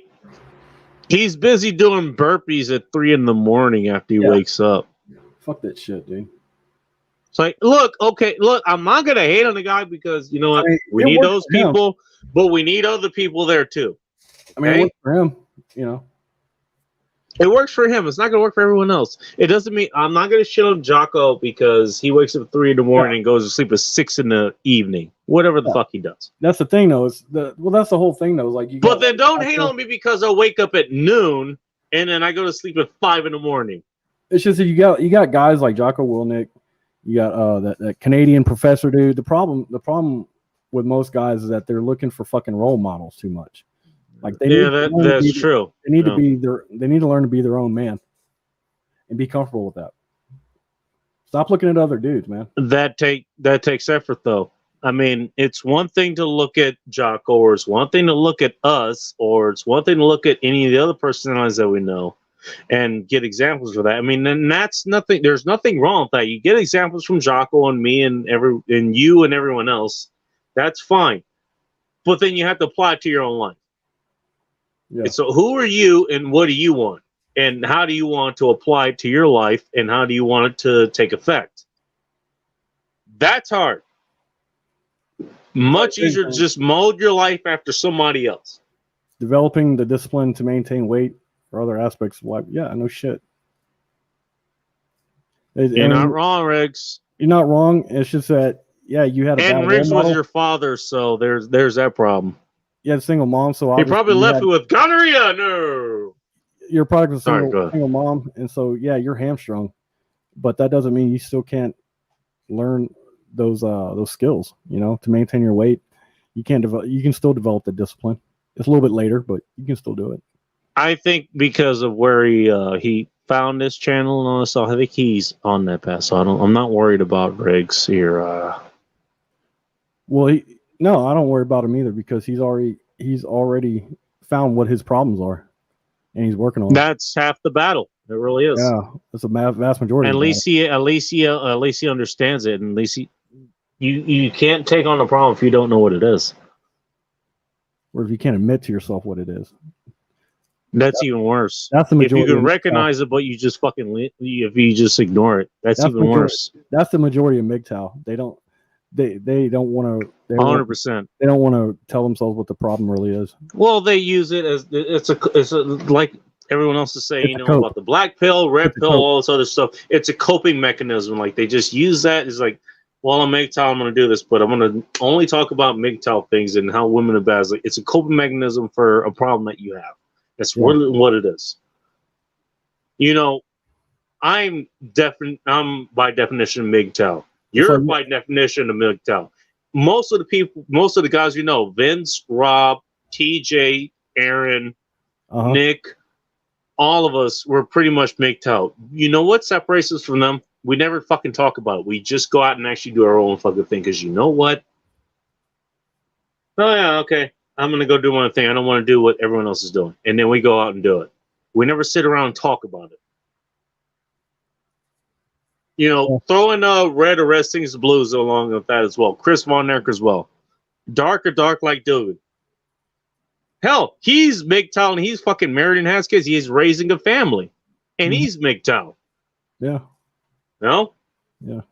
You never have to fucking talk about it. It's just there's something unhealthy about making something like that your identity, or something you attach your identity to. That's my point. They're making MGTOW an identity. Yeah. That's what it is. They're making the identity that is real easy to make because it's built in language that is already preformed. When what we do is like, it's basically, we have to work at what we do. When we talk about MGTOW, it's something that we have to do. When they talk about MGTOW, it's something that's already pre-built. It's preset. They don't have to work at it. And to answer Riggs here, yeah, you're not wrong about that. In fact, you could just use a fucking finger to do that. Ask me how I know. You don't need to be packing a fucking a Mauser cannon downstairs to get to that. Just so you know, it doesn't have anything to do with roomier women, as you put it. It's just that their cervical neck has. No, what he means by roomier women is kind of the bigger woman. That was a talking point. Women are like fat girls or what, dude? Nah, just a little bit stockier built, not exactly fatter. The roomier thing that came, it was a talk between Russian women versus Polish women. And Polish women, apparently, they're a little bit stockier built than Russian women. They're not fatter. They just tend to be a bit bigger, stockier. They're larger, but they're not fatter. If that makes any sense. At least as far as I understand it. So that's what he meant. More link that he's not talking about their vaginas. Oh. What's he talking about then? He's talking about how physically bigger they are. Oh, okay.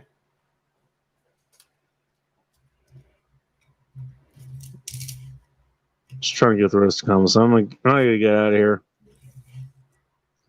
I want to see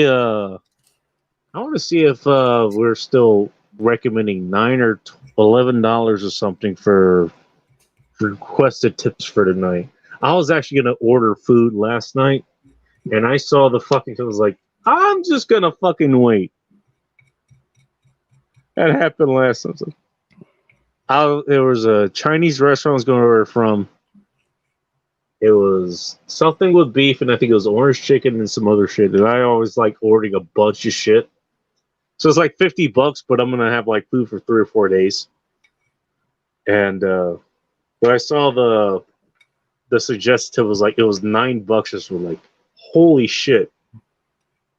And my immediate thing was like, I'll lower it to $5, and that's fine. I normally do that, but I'll tip you, and I'll also tip you in person. I'll give you an extra wad of ones or something. You give me $50 to spend. I could give you enough food. I can make you enough food for a whole week, dude. Hey, don't threaten me with a good time, man. Oh shit! You know what? Now that you mentioned it, fuck! Did I actually win that damn razor? Yeah, dude. I've got it right here. You want to see it? It's ready to go. I don't know who's gonna. I don't know who's gonna be in the chat to watch it, but sure. It's right there. It's all ready to go. Holy shit! All I got. Well, you have my shipping ad. You should have my shipping stuff. Yeah, I do. I've got your info. Cool. I'm sending. Let me know how much. Hey, let me know how much the shipping is. I'll at least pay for that. No, it's already been paid for. Has it? Yeah. Holy shit! It's already been paid for. Well, fuck! I know what I'm gonna do with the one that I have here now. And I'll be sending it out on Monday. So damn. You should have it by the end of the week, in the next week. All right. I'm still shocked that it fucking won that. And I'll be honest, I feel, I'm not sure, I don't feel guilty, but it was like, you know how I put the 69 in the chat? I was like, I was just making fun of Houston. Yeah. Well, I was like, I'm just going to put this I just wrote that comment. I was like, what was it? I'm just going to make fun of Houston because she's going to put 69 in there just to say 69. Oh shit, there goes my battery. Okay, it's already gone. There we go. I was just making fun of her. And turns out she beat everybody else to put in 69. Yeah, that's fine. Now you have 2. Well, I think what I'll do is, Father's Day is coming up, and actually my father's birthday is going to be this month. So I think what I'll do is, if I'm able to actually get the gear that you told me about, I'll go ahead and strop this. But I'll give this razor to him for his birthday or for Father's Day. So I don't know if he's ever going to use it. Maybe he will. Maybe he won't. Or just keep it. But I can't think of a better gift to give a father than a straight razor. That, or just keep it as a backup. Like whenever you need to send one of them out to get resharpened, you can have the other one as a backup. That's true. You're not wrong about that. Hey, I'd rather keep being a paid customer for that, though. You know, I'm just saying. Again, LazarusRazors.com. Everybody check that out. Well, you're gonna have to be careful with this one too, because this one's sharper than the other one. Really? Okay. Yeah. Mm. I won't use this one live here, because I don't want to film my death live on camera. Nah, you won't. You'll be fine. Oh man. I make them work for more than free kinky talk. You know what? You're not wrong about that, Riggs. You're not wrong about that. Again, biggest sex organ is between her fucking mind. You get her talking. Trust me, you get some fucking results as far as that goes. Man, let me get the rest of this. Your guest sounds familiar. Do we talk in voice chat? Dark's chat. No, Bull Rush is not in Dark's chat. Although Bull Rush should be. I said that Bull Rush should be interviewed on Dark's channel at some point. Dark who? Dark of Dark like Dugan. Oh. No. I said you should be interviewed because you bring a different skill there. You bring a lot of different skills here, but there's your MP experience. There's the McMap experience. There's the straight razor thing that we were just talking about. There's a lot of that stuff. You know what? Shaving is going to be kind of important. Talking about prepper too, and there's a lot that goes into that. Yeah, I just got done sharpening a knife for a buddy of mine. There we go. He Chris Carter highlighted Dark Light Dugan. That's who we're talking about.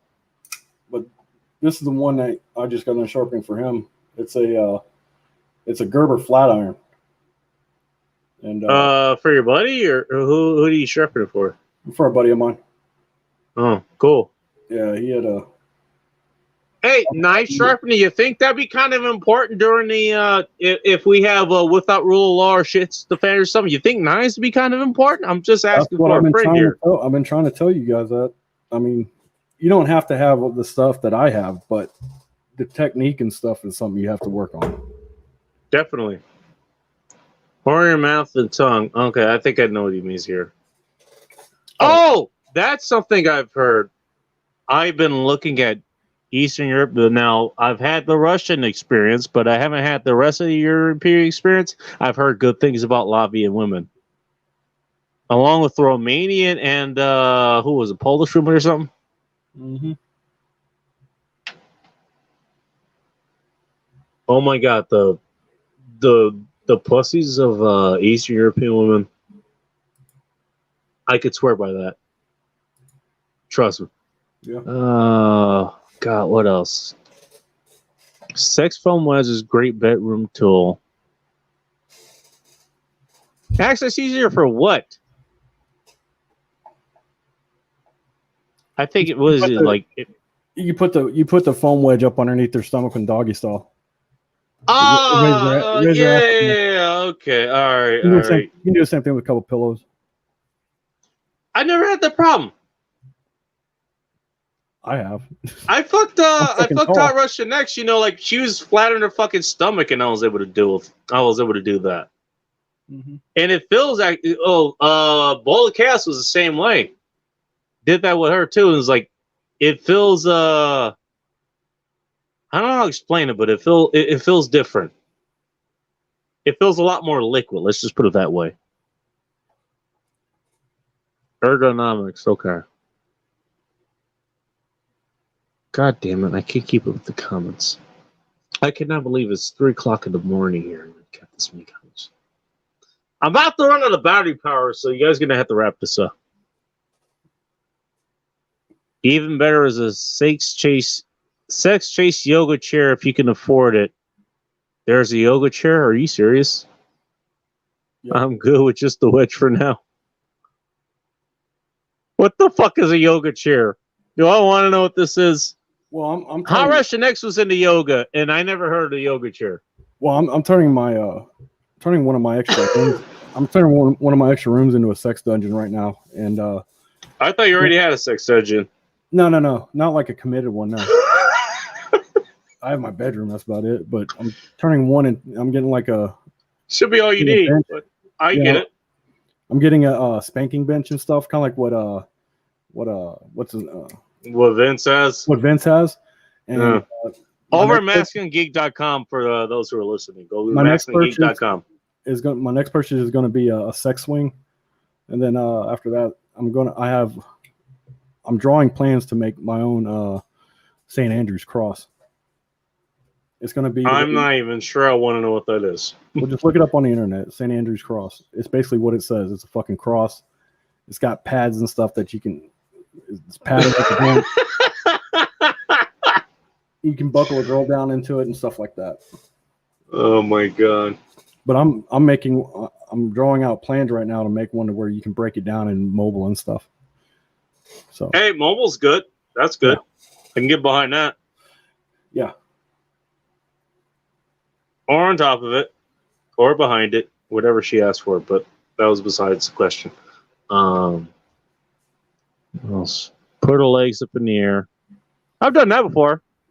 Another thing where like her legs are like they're on your shoulders and you're holding her arms, just like she's pretty much just helpless and all that stuff. I've done that before. It's a very nice Father's Day gift. Much better than anything by Gillette. Oh, Jesus Christ. I'm sure he's talking about that ad they ran like a couple years ago. Yeah. Because like it's ironic because Gillette basically nailed the coffin nail into straight razors back in the day. And then whenever they came out with their really? Yeah. Yeah, they nailed the nail in the coffin. Between that and World War II, destroying most of the German and English steel production and stuff. That's also what destroyed straight razor production. And but they came out. Oh shit! King Gillette came out with the safety razor, the Gillette Tech and all. Which is a project that you're working on, if I remember correctly. Yeah, I just got to go pick them up from the guy. But they came out with the safety razor, and then the thing is. And then you know how Gillette has their Mach 3, their fucking goofy ass cartridge razor they have now.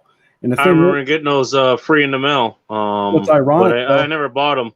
What's ironic though is that they still sell Gillette still sells the double edge razors for their safety razors, and they're pretty good. Some of them are pretty good. They sell like 4 or 5 different variations of them.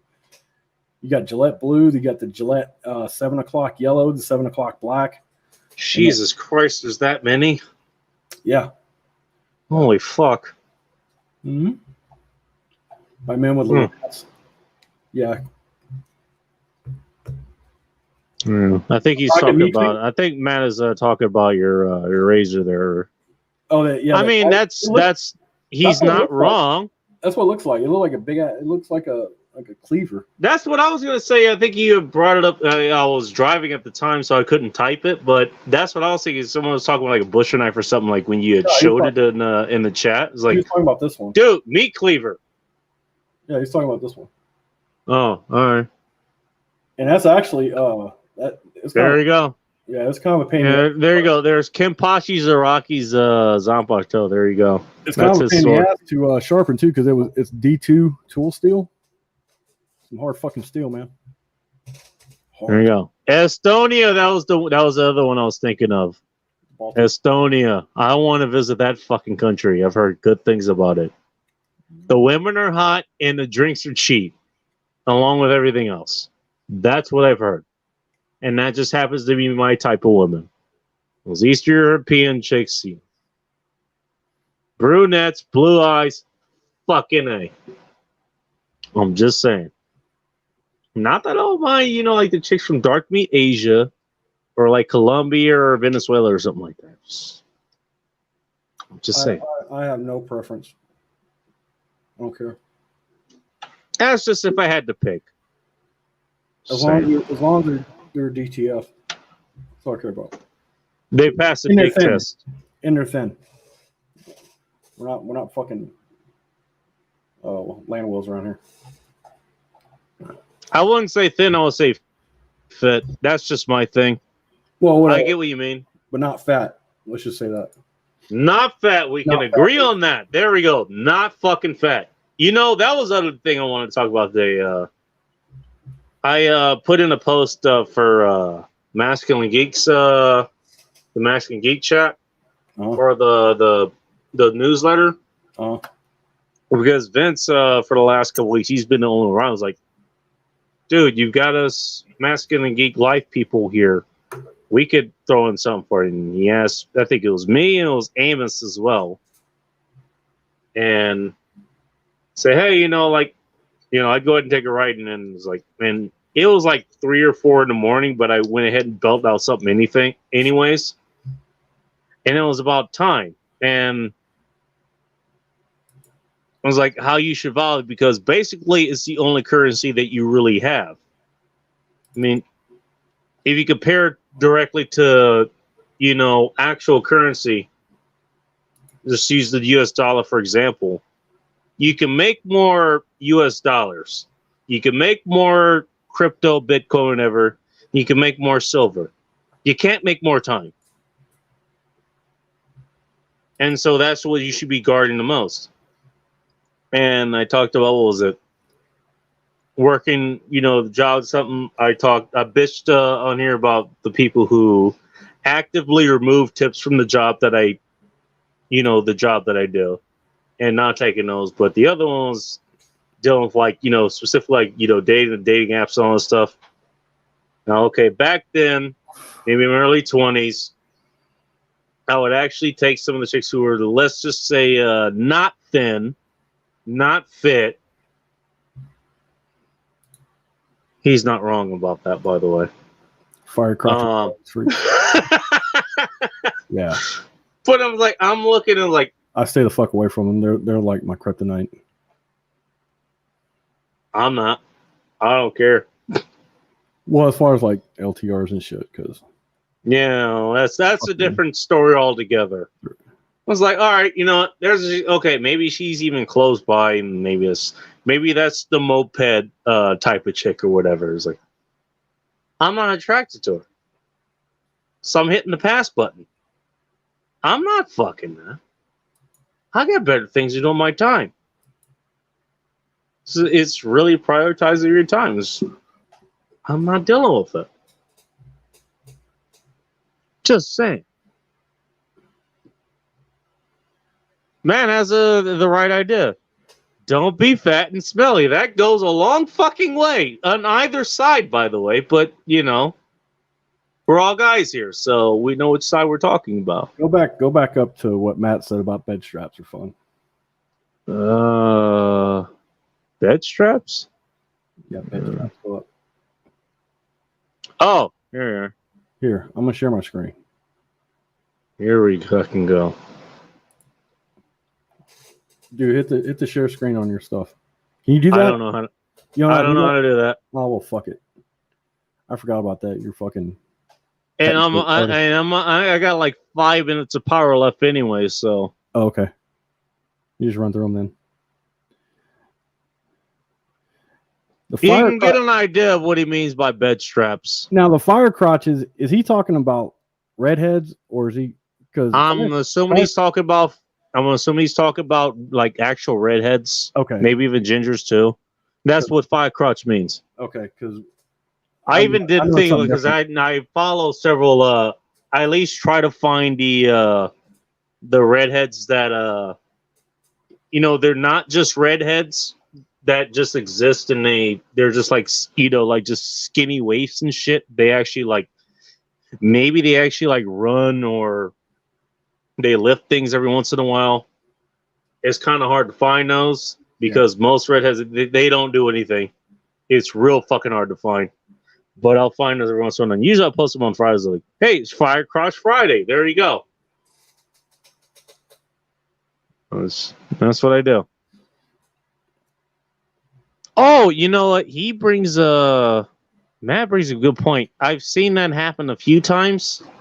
Now I don't know too many older gingers or redheads or anything, but that's what I've heard. I think you and I were talking about that a while back. About how bad redheads age. It's because their skin's real pale. Sunlight fucks them up.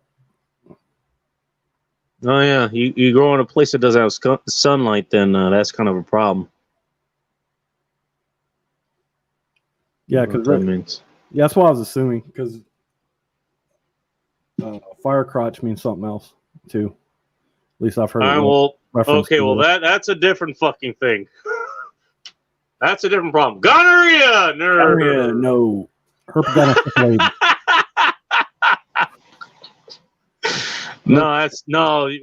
We're talking about you go downstairs and the carpet matches drapes. That's what that means. At least as far as I could tell.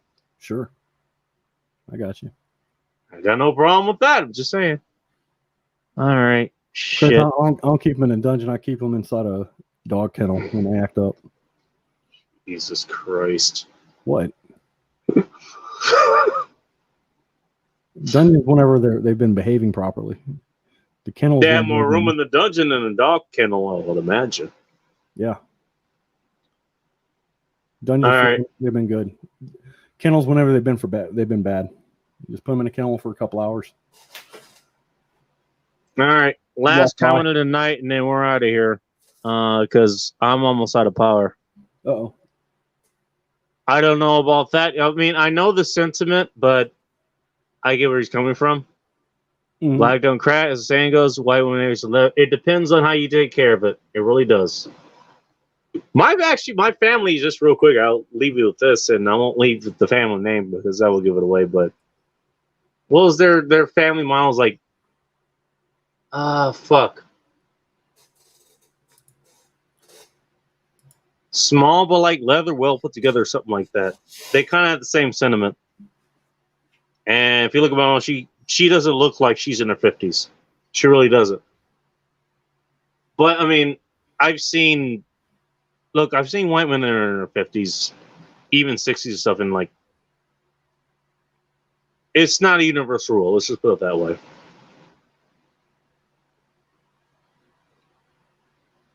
You're not exactly missing much. Actually, maybe you are missing something there, but as far as I can tell with the cross there, I'm more willing to dip into the other well that I'll just leave it at that. All right. Get out of here. Anything else you wanted to say, Borush, before my phone dies? Aside from go to LazarusRazors.com and go check out his razors.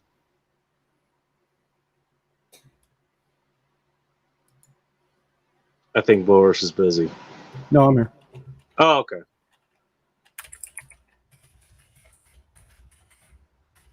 Chris, do it once. Just have fun. Make sure you don't get your dick bitten off. Just saying. There we go. LazarusRazors.com. You're a mod here, right? Yeah.